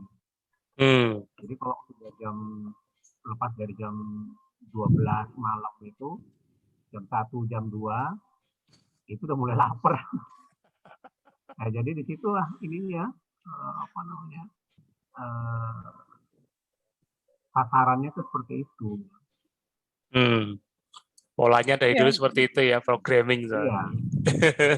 Jadi polanya tuh terpola, jadi malah sering begadang, kalau makin malam malah ya jujur aku sendiri juga kayak gitu sih dulu. Kalau udah namanya kita udah manusia malam ya, kalong ya.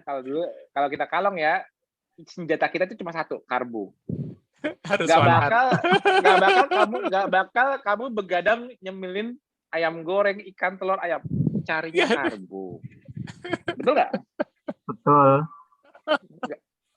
Itu kalau udah kalong, betul. Soalnya kan kalau malam itu kan semua udah tidur, Mas. Jadi kerjanya itu lebih enak gitu loh. Waktu itu kan Tias itu masih kecil ya. Jadi kalau kerjanya itu pagi, siang itu kan dia ganggu. Kalau malam udah tidur. Lebih tenang, lebih hening, lebih mendukung. Dan Tapi tidak ada yang marahin kalau makan Indomie goreng malam-malam. Saya kebetulan kalau Indomie enggak, Mas. Tapi kalau udah malam itu bolak-balik buka kulkas, ada apa gitu. Buka tudung saji yang di meja ada apa gitu. Nah, itu Nah ini Mbak Mira udah balik nih. Tidurnya lebih dari jam 10 itu kalau masih buka piring saji. Iya, berarti tidurnya lebih dari jam 10 kalau masih buka piring saji itu, Mas. Iya, tapi ya memang kita dulu zaman karbo gitu, memang kita gitu kalau kita apa namanya mau begadang atau karena satu kerjaan, kalau aku juga dulu sering pulang malam tapi udah langsung tidur. Terus aku jujur lah, aku pulang itu rata-rata jam 9-10 malam, terus aku tidurnya tuh jujur jam 12 jam 1.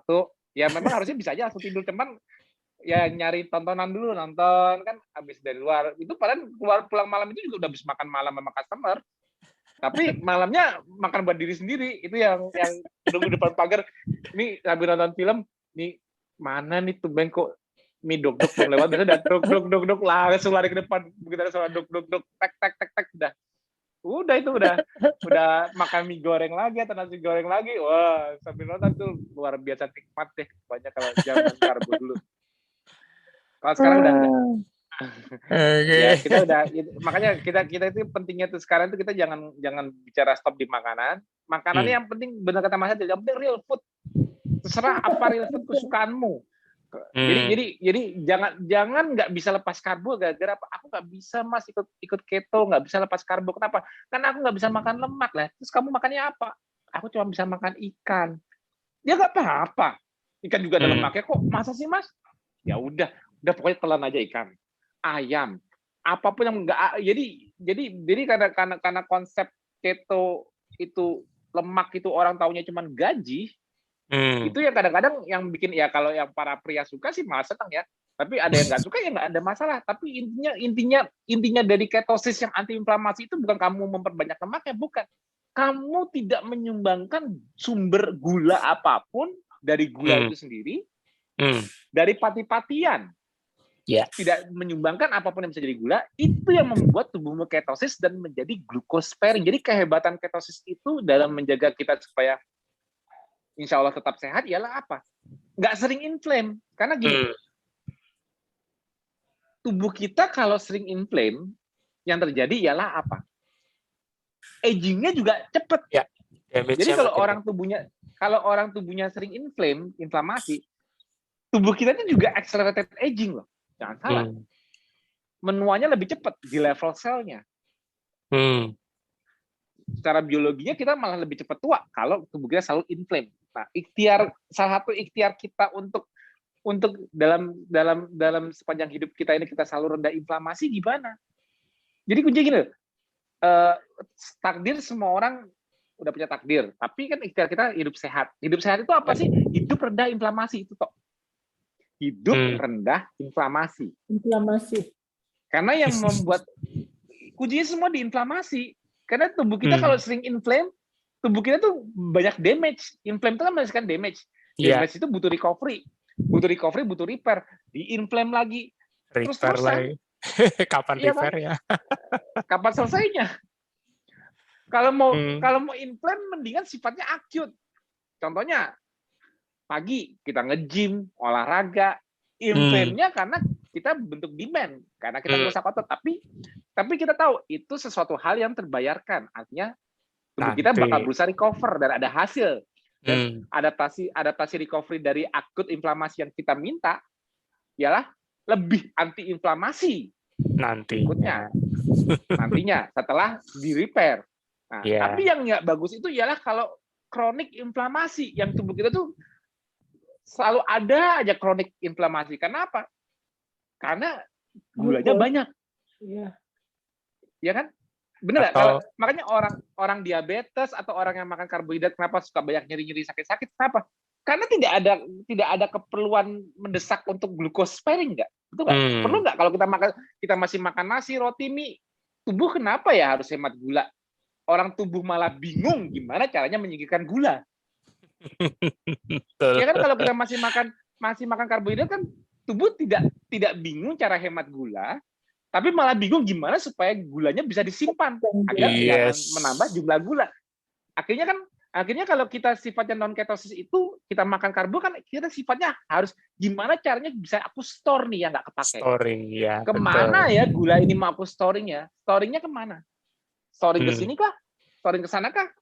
Oh, masih bisa di storing di pipi perut paha nggak apa-apa. Kalau akhirnya udah mental, ya udah akhirnya storing di organ, lipotoxicity. Gimana caranya supaya glukos ini berubah dalam bentuk yang bisa disimpan? Kan berarti kan disimpan cuma bisa nyimpan lemak, kan tubuh kan nggak bisa nyimpan gula. Otomatis kalau gula mau disimpan dalam bentuk lemak, ya liver lah, de novo lipogenesis, rubah dulu jadi lemak. Terus taruh di mana ya? Lemaknya. Sumpelin di sana, sumpelin pipi, perut, paha, semua udah disumpelin. Udah resistan. Kalau udah resistan, cari yang masih sensitif. Mau nyimpan mana nih lemaknya? Oh, sini disimpenin di liver aja. Sini disimpenin di jantung, ginjal, apa semua organ dipakai buat tempat nyimpan lemak. Lipotoxicity. Jadi di kondisi kita masih makan karbohidrat, tubuh kita tidak bakal sparing gula. Justru malah gimana nyimpen gula. Tapi kalau kita tidak makan karbohidrat, yang merupakan modalitas awalnya ketosis, ialah apa? Tubuh langsung berubah gimana supaya gula tetap ada. Anggapnya tubuh itu gitu. Anggapnya tubuh langsung berpikir gimana gula tetap ada. Kalau tadi gimana gulanya nggak kebanyakan, kalau sekarang gimana gula tetap ada. Jadi tubuh itu berpikir keras gimana supaya kebutuhan gula yang masih ada bisa dipenuhi. Berarti malah dia gini dong. Kalau Mbak kan kerja di sebuah pabrik nih Mbak. Pabrik lah ya, contohnya nggak usah sebutin lagi, ya, sponsornya nggak usah sebutin lagi.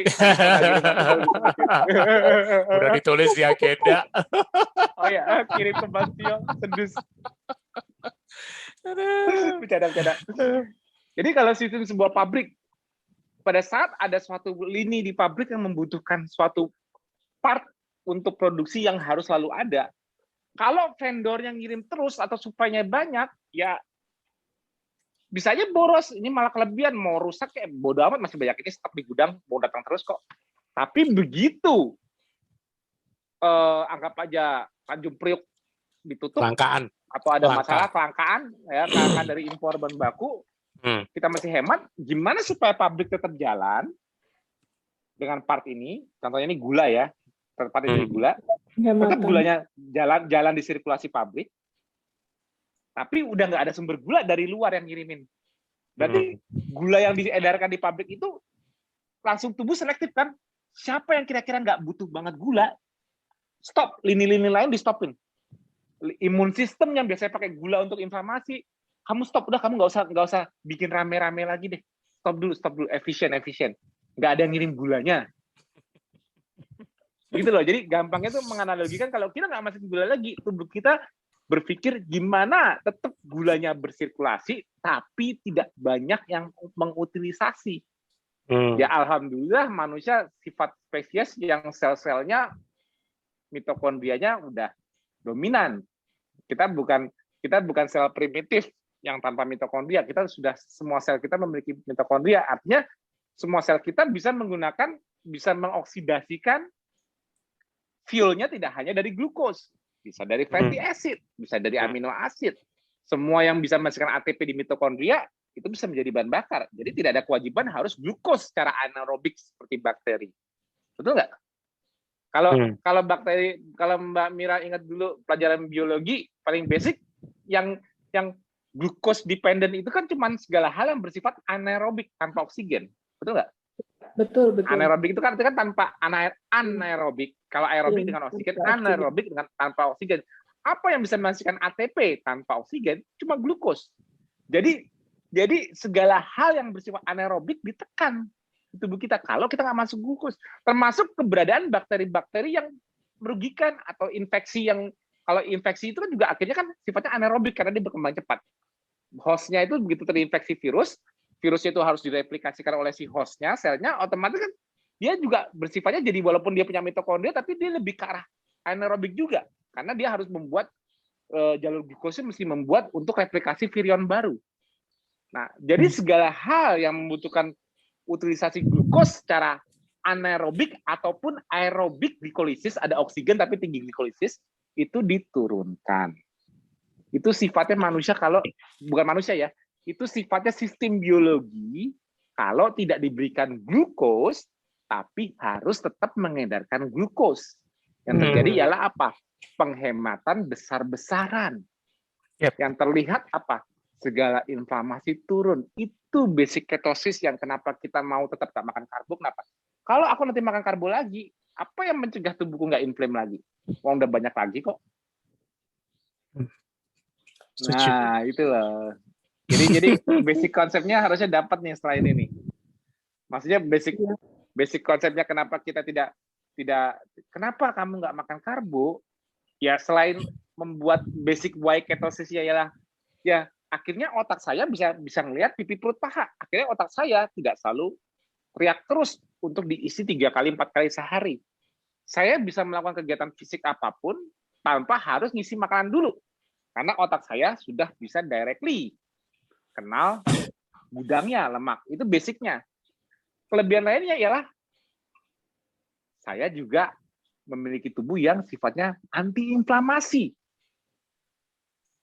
Mana mau sih kita jalani sesuatu pola hidup dengan pola makannya, tapi pola hidupnya kalau kita selalu malah, aku sejak KF badanku malah sering nyeri-nyeri, gampang sakit, gampang flu.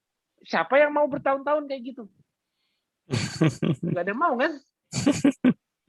Kita kan kita bisa bertahun-tahun kayak gini kan karena kita memang merasakan sendiri, badan nggak bohong, nyaman. Jadi contohnya kayak Mbak yang dulu masih suka TikTokan, dalam arti bukan TikTokan itu, tapi kalau TikTokan itu masalahnya juga suka. Kalau Mbak masih dulu suka TikTokan waktu dalam KF karena waktu dulu tujuannya berat badan, Mbak juga merasakan sendiri kan.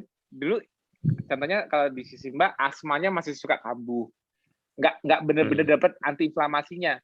Nah kalau Mbak TikTokan kayak gitu kan Mbak juga sendiri kan nggak tahu ini sebenarnya sehatnya gimana sih, sehatnya gimana. Tapi begitu Mbak konsisten kan ada tujuan tertentu, Mbak malah mikir-mikir, kalau dulu aku cuma fokus berat badan, sekarang aku malah gula darahku lebih stabil, aku udah, misalnya Mbak lebih antiinflamasi, ya kan, bener nggak? Nyeri-nyeri apapun itulah, mulai dari asma dan sebagainya, kayak badan juga lebih enteng, tidur juga harusnya lebih enak, Mbak juga harusnya lebih rileks. Betul nggak sih? Ngerasa nggak sih kalau ketosis itu kita lebih rileks, lebih kalem gitu loh, lebih gimana, kita bisa kerasa banget nggak sih itunya? Energi ke otaknya kerasa nggak sih? Betul, kerasa banget. Terus ini Mas, saya dari dulu tuh kalau periksa medical check up kan kita di perusahaan tiap tahun ada medical check up. Selalu fatty liver, selalu dibilang fatty liver. Setelah saya melakukan keto, ternyata liver saya, SGOT, SGPT saya normal. Normal, hari bulan Januari kemarin saya periksa normal. Malah ditunggu-tunggu. Mana ini vonis fatty livernya gak muncul lagi. Kan kalau karena aku udah bilang tadi, sebelumnya tubuh kebingungan mau disimpan di, kan kalau makan karbo itu ialah sifatnya storing, menyimpan, mau disimpan di mana lagi ya? Sekarang malah hemat. Jadi begitu dia nggak dikasih gula lagi, hemat. Jadi kenapa mesti nyimpen? Justru malah simpenannya, ini ngapain kok malah disimpan di organ, contohnya liver? Mendingan dipakai buat energi maupun buat bikin keton. Orang liver yang buat keton kok ngapain nungguin dikirim dari pipi perut paha? Kalau di tempat dia sendiri ada kelebihan sumber bahan baku keton, yaitu lemak, fatty livernya. Pakai duluan. Betul.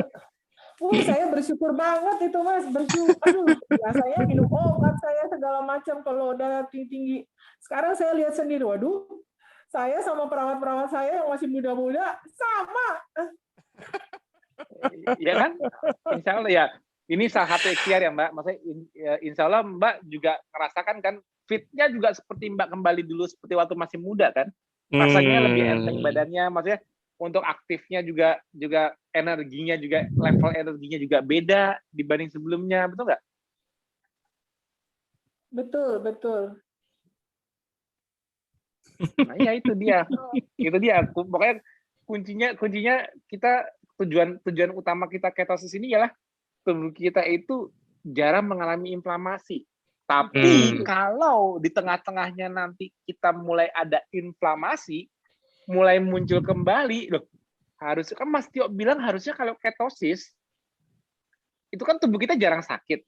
Ya. Tapi kalau kita udah mulai sakit-sakit nggak jelas, masalah lama balik lagi, dan ini berlarut-larut, jangan keburu bingung apa gara-gara nggak makan karbo ya. Lucu nanti jadinya. udah bertahun-tahun badannya antiinflamasi. Tiba-tiba muncul suatu hal yang membuat inflamasinya kok ada lagi nih. Misalnya Mbak merasa jantungnya berdebar lagi, atau apa yang muncul lagi, atau mungkin asmanya mungkin baik lagi. Jangan bingung lagi nanti nginget gini, apa saya nggak makan karbo ya? Karena nggak makan karbo, waduh itu salah. Itu the biggest mistake. The biggest mistake. Kenapa makanya aku mati-matian ngajar fisiologi apa? Jangan sampai salah diagnosa di situnya dulu. Apa ya faktornya yang membuat saya inflamasinya muncul lagi? Yang pertama modalitasnya adalah tidak makan karbo membuat tubuh kita glucose sparing. Tapi apa yang membuat tubuh kita malah harus buat gula banyak lagi? Apa sih modulator? Nah, ini pentingnya fisiologi. Jadi organ pertama yang harus hemat gula, ya, organ pertama yang sebagai pabrik gula, itu begitu nggak dikasih gula, saya harus mengandalkan buat gula sendiri untuk kebutuhan sel-sel yang di tubuh yang butuh aja ya. Berarti kan gluconeogenesis. Langsung lirik di gluconeogenesisnya. Kalau saya muncul inflamasi lagi, berarti kan gula saya naik lagi. Berarti pabrik gula saya buatnya kebanyakan lagi. Kenapa dia nggak mau hemat? Kenapa liver ini nggak mau hemat? Kan aku nggak makan gula. Kenapa malah dia buat gulanya lebih? Mbak mundur ke belakang lagi. Siapa yang menyuruh liver buat gula lebih? Apa yang memodulasi liver membuat gula lebih? Nah, itulah kita baru ngelihat secara gambar besarnya ialah apa? Sistem stres. Sistem stres as a whole. Karena yang berhubungan koneksi langsung dengan pabrik gula untuk minta more and more, itu stres. Lewat glukokortikoid, kortisol, lewat simpatetik. Nah, jadi sebelum mumet di makanan kita lihat dulu, kenapa nih kok ada hyperaktivasi, ada demand besar dari sistem ini, sehingga tadinya hemat gula, antiinflamasi, sekarang jadi boros gula. Maksudnya bukan boros gula, kok berlebihan gulanya? Kenapa dimodulasi dia? Nah, itulah dia kenapa konsepnya kita tidak bisa lihat hanya dari makanan. Kita mesti melihat keharmonisan dari 24 jam kita hidup. Karena 24 jam kita tidak makan terus, kan? Lucu dong kalau ketosis masih 24 jam makan terus. Dari melek pagi makan, snack, makan lagi, siang makan, sore makan lagi snack, malam makan, malam snack lagi. Ya itu benar sih makan terus. Itu mungkin bingung. Tadi saya makan snack apa ya? Saya makan apa? Itu kalau mau bingung makanan, kalau mau bingungin apa yang salah di makanan, kalau makan terus. Nah kalau ini makannya cuma 48 jam, lihat 24 jam lain apa yang terganggu sehingga saya tadinya yang udah enak-enak badannya antiinflamasi, hemat gula, kok muncul lagi. Nah itu dia. Mundur cari apa ya mengganggu. Nanti ketemu. Nah, Mbak Mira pernah nggak nih mengalami gangguan di selain makannya tetap sama, tapi muncul gejala? Pernah nggak? Masih praktek, dipanggil. Dipanggil ya? Iya. Misalnya contohnya nanti kalau Mbak Mira datang, misalnya contohnya gangguan tidur lah atau apa, akhirnya malah, loh tadinya udah enak kok. Ya ini insya Allah sih Mbak Mira selalu sehat terus, maksudnya nggak pernah muncul lagi asmanya. Tapi kalau nanti muncul lagi, jangan kebingungan. Maksudnya apa saya salah makan? Ya kalau salah makan kan pasti langsung kelihatan dong. Ya kalau memang disengaja, ya saya cheating ya udah itu nggak usah ditanya lagi, nggak usah. Kalau memang udah tahu jawabannya ialah saya cheating dan saya makan karbo lagi itu saya muncul gejala, itu nggak usah ngelirik 24 jam yang lainnya udah problem solve ya. Jangan cheating lagi, selesai. Jangan diulangi lagi, selesai kan. Tapi saya makannya masih sama, nggak ada yang berubah. Tapi kok tubuh saya mulai inflame. Ini juga jadikan catatan buat para warrior yang tatamanya udah lama-lama. Udah lama-lama ini kan berarti sudah menikmati antiinflamasinya. Kalau muncul lagi something, ya ingatnya makanan boleh. Tapi kalau sama aja kok makanan, tapi kok saya mulai merasakan ini lagi. Nah, lihatnya mulai mundurnya jangan mundur ke 48 jam jendela makannya. Lihatnya 24 jamnya apa yang berubah. Lihat kronologinya itu gitu. Jadi kalau aku bilang, aku mau tahu kronologinya, artinya aku mau tahu 24 jam ke belakang sebelum muncul gejala. Apa yang berubah? Makanan tetap sama. Apa yang berubah ya? Gangguannya di mana ada 24 jam? Dari fasting, moving, relaxing, feeding, sleeping. feedingnya udah diingat-ingat, feedingnya nggak ada masalah. Tapi relaxingnya aku bermasalah nggak ya? Oh iya, aku memang nih sebelum muncul gejala seminggu belakangan ini aku lagi ada stres besar dari kerjaan kah atau apakah? Oke. Itu belum terkoreksi. Oh, ini nih kayaknya tidurku mulai terganggu nih karena kerjaanku lagi banyak. Nah, atau dari moving atau exercise. Oh, aku tahu nih, aku terlalu banyak, latihanku terlalu berat kemarin, aku maksain diri, aku overtraining. Dari fastingnya, oh, aku terlalu manjang-manjangin fasting ini kelamaan. Aku maksa-maksain karena aku niat, aku ada target mau lebih cepat kurus, jadi aku coba-coba fasting aku panjangin. Mungkin ini kali penyebabnya. Jadi jangan begitu. Karena aku bilang dari 5 pilar itu yang diperdebatkan itu selalu di makanan. Coba ngomong ke dunia luar. Puasa bagus nggak? Nggak ada yang bilang puasa jelek.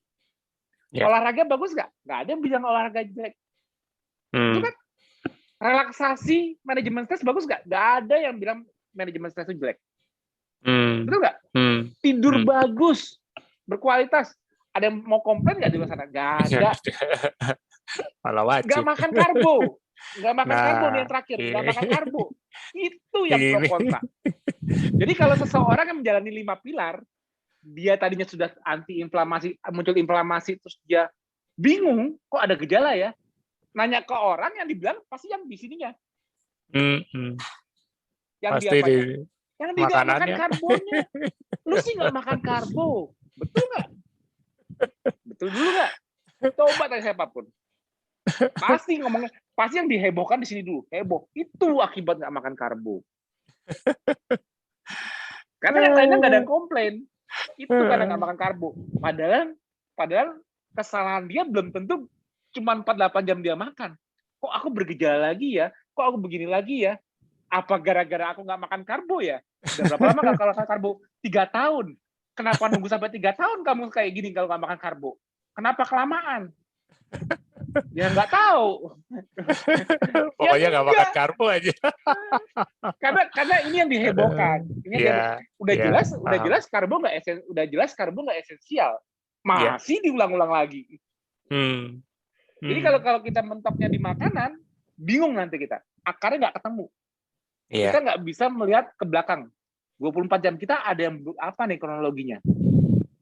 Kadang kita malah lupa karena kita udah ketakutan, kita udah parno duluan, udah ketakutan duluan. Apa ya di makananku yang kurang, atau apakah nggak aku makan karbo kah, atau apa? Kebingungan dulu sini. Kita nggak bisa lihat realnya tuh dalam 24 jam apa yang kita menyebabkan kita mulai muncul gejala lagi. Kenapa? 24 jam tubuhmu memberikan metabolic input dan juga output. Jadi lucu kalau metabolic input dan outputnya hanya dilihat dari jendela makan. Lucu. Apalagi kalau makanannya tetap sama, yang bertahun-tahun belakang atau berbulan-bulan sebelumnya nggak ada masalah, sekarang baru ada masalah, bingung di makanan. Kecuali kalau memang udah jelas ya makanannya sengaja masuk karbo lagi ya udah beda kondisi. Tapi kalau nggak merasa nggak ada yang berubah, apa yang membuat metabolic inputnya malah meningkatkan inflamasi lagi? Metabolic inputnya bukan dari makanan. Metabolic input dari mana? Apakah aku puasanya berlebihan sebelum waktunya? Aku olahraganya berlebihan sebelum aku mampu? Apa aku relaksasinya kurang atau kebalikannya, relaksasi kurang atau stresnya berlebihan? Atau aku akhirnya zona untuk recovery atau mereset sistem stresku malah makin kecil?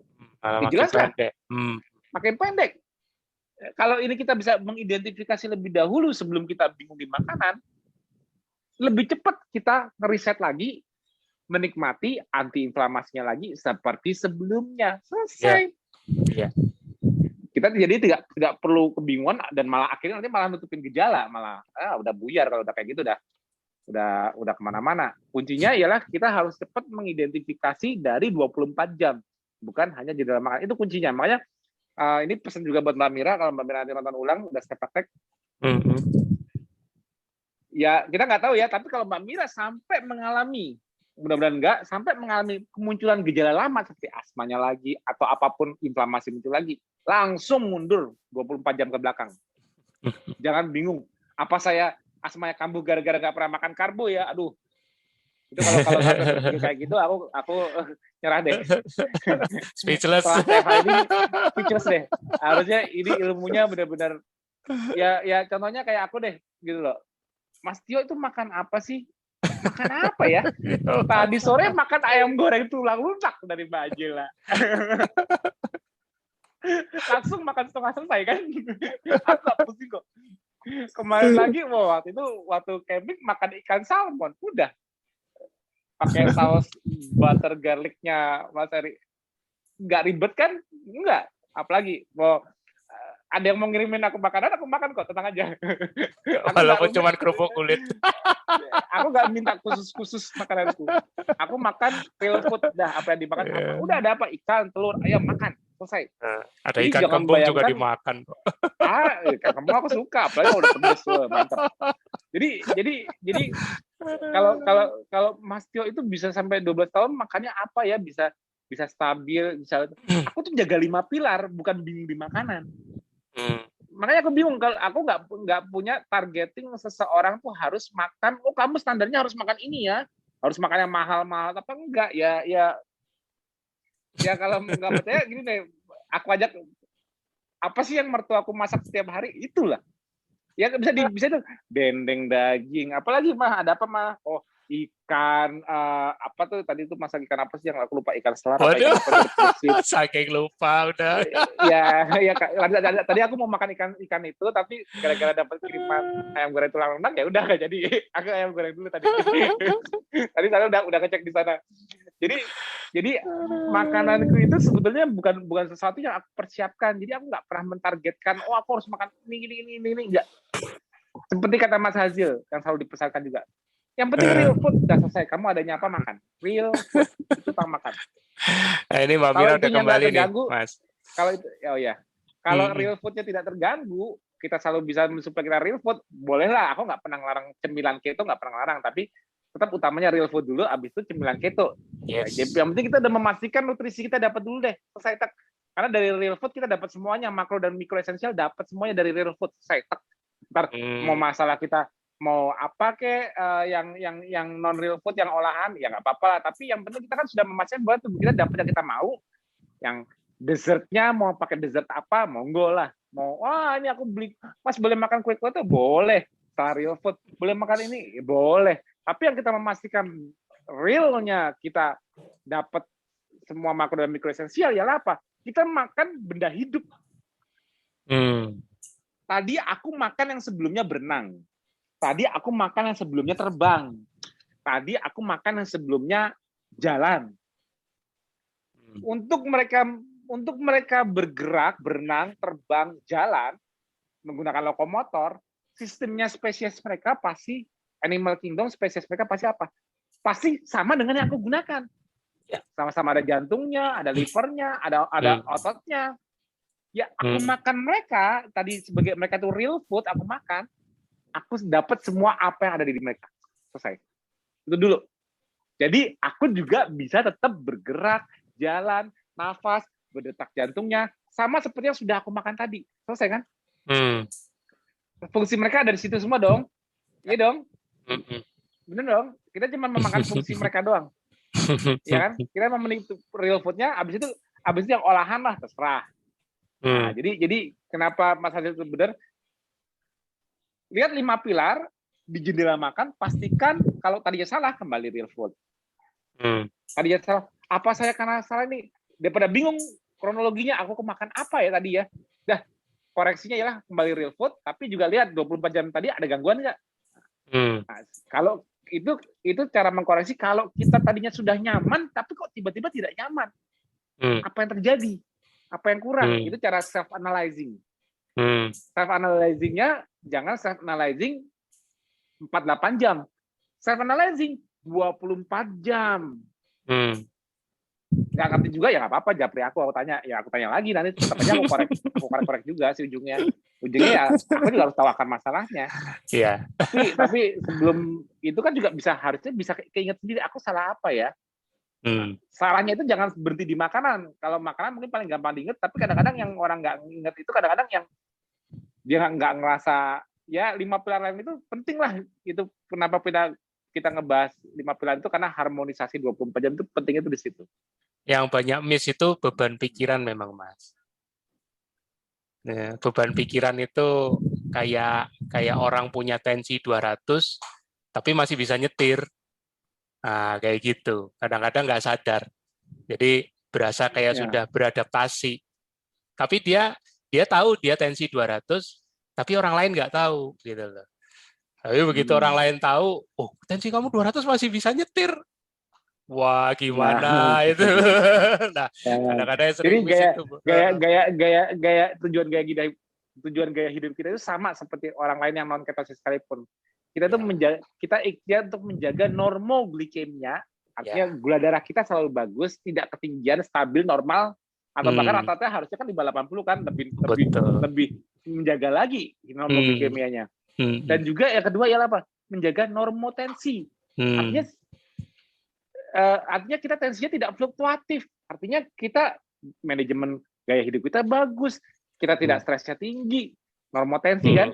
Nah, sebetulnya juga nanti kelihatan di normal resting heart rate ya, kalau kecuali habis olahraga ya pasti naik. Tapi resting heart rate kita selalu bagus. Ya, jadi kalau kita ciri-ciri kita blanknya aja deh, untuk melihat secara gambar besarnya kita sehari-hari yang harus jaga ialah heart rate normal restingnya, tensi normal, gula normal. Udah itu dulu. Sebelum mikir kita gimana ya supaya hidup sehat seterusnya, tensi normal. Jadi kalau gini, kadang-kadang kalau aku bilang gula harus normal, orang nggak inget, yang penting nggak makan karbo.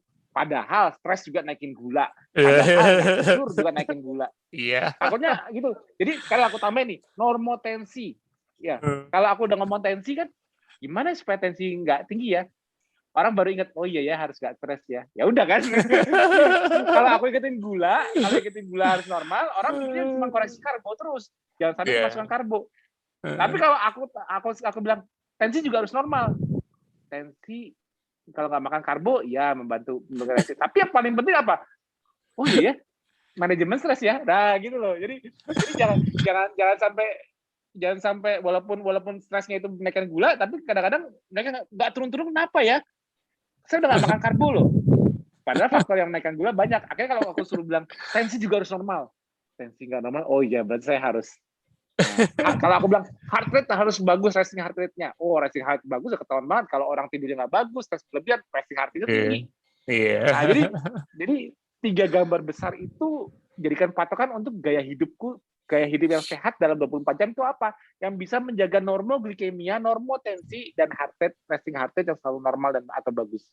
Nah, entah gimana caranya lakukan itu. Insya Allah kita nggak cepat tua deh. Nggak accelerated aging. Jadi soalnya kalau gula doang kayaknya nggak mempan, orang nggak ingat. Kalau aku cuma ngomong gula darah jangan tinggi, mereka nggak pernah ingat koreksi yang lainnya, cuma di makanan doang. Tapi kalau begitu aku bilang tensi sama resting heart rate, ayo. Jadi ingat, oh iya ya resting heart gimana resting heart mau bagus kalau tidurnya kurang. Gimana tensi mau bagus kalau manajemen stres kurang. Kalau diingetin gitu baru keinget. Tapi kalau gula doang ingetnya cuma makanan. Aku nggak makan karbo kok, pasti jawabnya gitu. Aku nggak makan karbo kok, selesai kan? Nah, itu mudah-mudahan jadi clue juga ya. Malam ini saya tadi jadi clue buat Mbak Mira untuk jaga gaya hidupnya ke depan. Jadi iseng-iseng, aduh kok ada inflamasi lagi, jangan-jangan tensi saya naik lagi. Kalau tensi saya lagi naik, lagi saya makan apa ya supaya tensi turun? Sebelum makan obat, mendingan saya tidur dulu deh. Nah, kalau dengan tidur memang udah harus dibantu tensi, oke, nggak apa-apa. Tapi kalau dengan Mbak langsung bisa mengkoreksi, oh iya nih saya kurang tidur nih, oh iya nih saya kerjaan lagi banyak, pantesan tensi saya naik. Tapi kata Mas Tio, kalau mau tetap sehat, tensi harus kembali normal. Gimana caranya? Baru tentang tidurku, relaksasi dulu. Harus cari secara holistiknya dulu. Karena kita mau beresnya dari root, bukan root cause-nya. Gejala. Betul sekali. Thank you. Mbak Mira ini sembari praktek aku perhatiin, tapi untungnya direkam, jadi nanti bisa diputar ulang ya, Mbak Mira. Mbak Mira itu juga Mbak Mira juga salah satu yang aku kasih cara triknya, karena Mbak Mira urusan kerjaan dia harus tidur nggak bisa seperti jam kita. Iya. Mbak Mira, aku suruh bangun jam 11. Iya, betul. ya Betul, saya harus bangun jam diakalin. 11. Diakalin. Bener-bener nanti bangunnya jam 10, jam 11. Jangan. Jadi kalau nggak bisa tidur cepat, jangan bangun cepat. Dapetin circadiannya sendiri, bentuk. Karena zona recovery Mbak harus selalu ada. Kalau nggak apa? Kalau Mbak mengikuti zona tidurnya nggak bisa seperti orang normal yang kerja normal, tapi bangunnya mau seperti orang normal, ya nggak boleh, itu malah merusak diri. Ini kan bangunnya juga nggak normal sekalian. Jadi memang jendelanya memang jadi saya bangunnya jam 10 Mas Tio. Iya nggak apa-apa. Tapi kan akhirnya resting heart-nya terjaga, tensi nggak tinggi lagi, gula darah lebih tensi mudah saya kan. jadi rendah sekarang. Amin. Kan? Betul kan? 90 Mas, astaga. Tuh, betul kan? Jadi obat saya stop sekarang. Ya kan kemarin Mbak terakhir WA aku kan nanya apa aku minum obat lagi ya, gini kan, gara-gara tensinya naik kan, aku bilang tidur Mbak, tidur. Terus Mbak kan ngeluhnya, gimana Mbak, Mas, aku mau tidur, saya kerja di pabrik, gini kan Mbak ngeluh gitu kan, ya udah bangunnya siangin, aku ngomong gitu. Iya, Sekarang laporannya udah berhasil belum tensinya normal lagi? Berhasil 90 sekarang, biasanya 130. Nah, ini belum lapor sama aku di WA, lapornya di Zoom. Waktu kemarin saya mau vaksin COVID tuh pertama gagal karena tensi saya tuh 140. Terus jadi ulang lagi berikut. Jadi saya ngikutin Mas Tio. Jadi saya tidur jam 10, bangunnya jam 10. Terus waktu mau vaksin saya puasa ya seperti biasa lah, nggak makan. Teman-teman lain tuh kipinya dapat Mas, saya nggak ada rasa, nggak ada pokoknya sensibilitasnya hilang. Orang lain pada makannya banyak, ngantuk banget lah, flu lah, muntah-muntah. Saya emang enggak. Itulah pentingnya Mbak. Makanya kalau Mbak udah japri aku, berarti udah aku ajarin. Mbak nggak bingung lagi kan dengan makanan? Masih bingung nggak dengan makanan? Udah enggak. Pokoknya hewani aja, real food. Ya, nggak perlu aku kasih tahu kan, Mbak harus gini, makanya nggak perlu aku kasih superfood tertentu kan? Tetap makan seperti biasanya kan? Seperti biasa. Nah, tapi justru koreksi terpentingnya ialah koreksi di 24 jam lainnya di luar jendela makan. Ketemu kan akar masalahnya? Iya, tidur aja. Kalau ketemu akar masalahnya, beres nggak keluhannya? Iya betul, beres Mas. Ya, catat. Ya, juga catat. Ini satu warrior juga yang udah lama catat. Lihat 24 jam, bukan 4-8 jam makan. Pasti ketemu jawabannya. Kalau kita bisa identifikasi, ya kebetulan kalau Mbak Mira perlu dibantu aku dulu diingetin baru ketemu. Tapi dengan TFH ini, ya aku bukan yang larang orang untuk japri aku, monggo japri aku bantu cari solusinya, tapi bisa jadi acuan untuk menyadari gitu.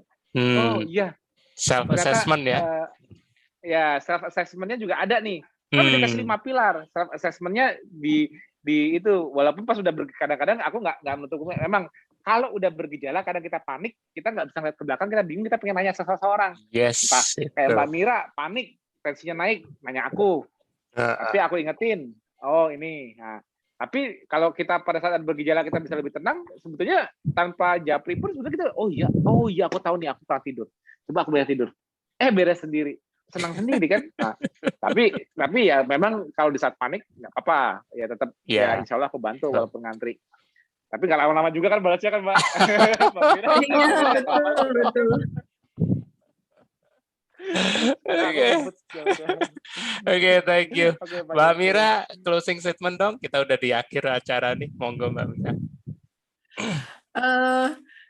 Terima kasih untuk acara ini. Terima kasih sudah mendengarkan saya.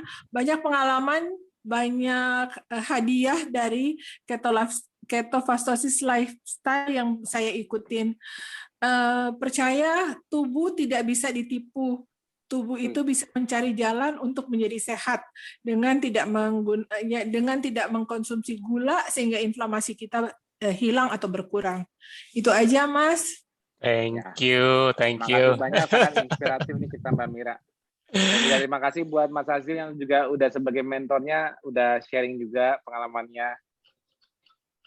Ya, oke, thank you Mbak Mira ya, dan juga Mas Hasil yang menyempatkan diri, ya, Mas Tio juga, ya, yang tak pernah jemu-jemu untuk terus mensupport kita.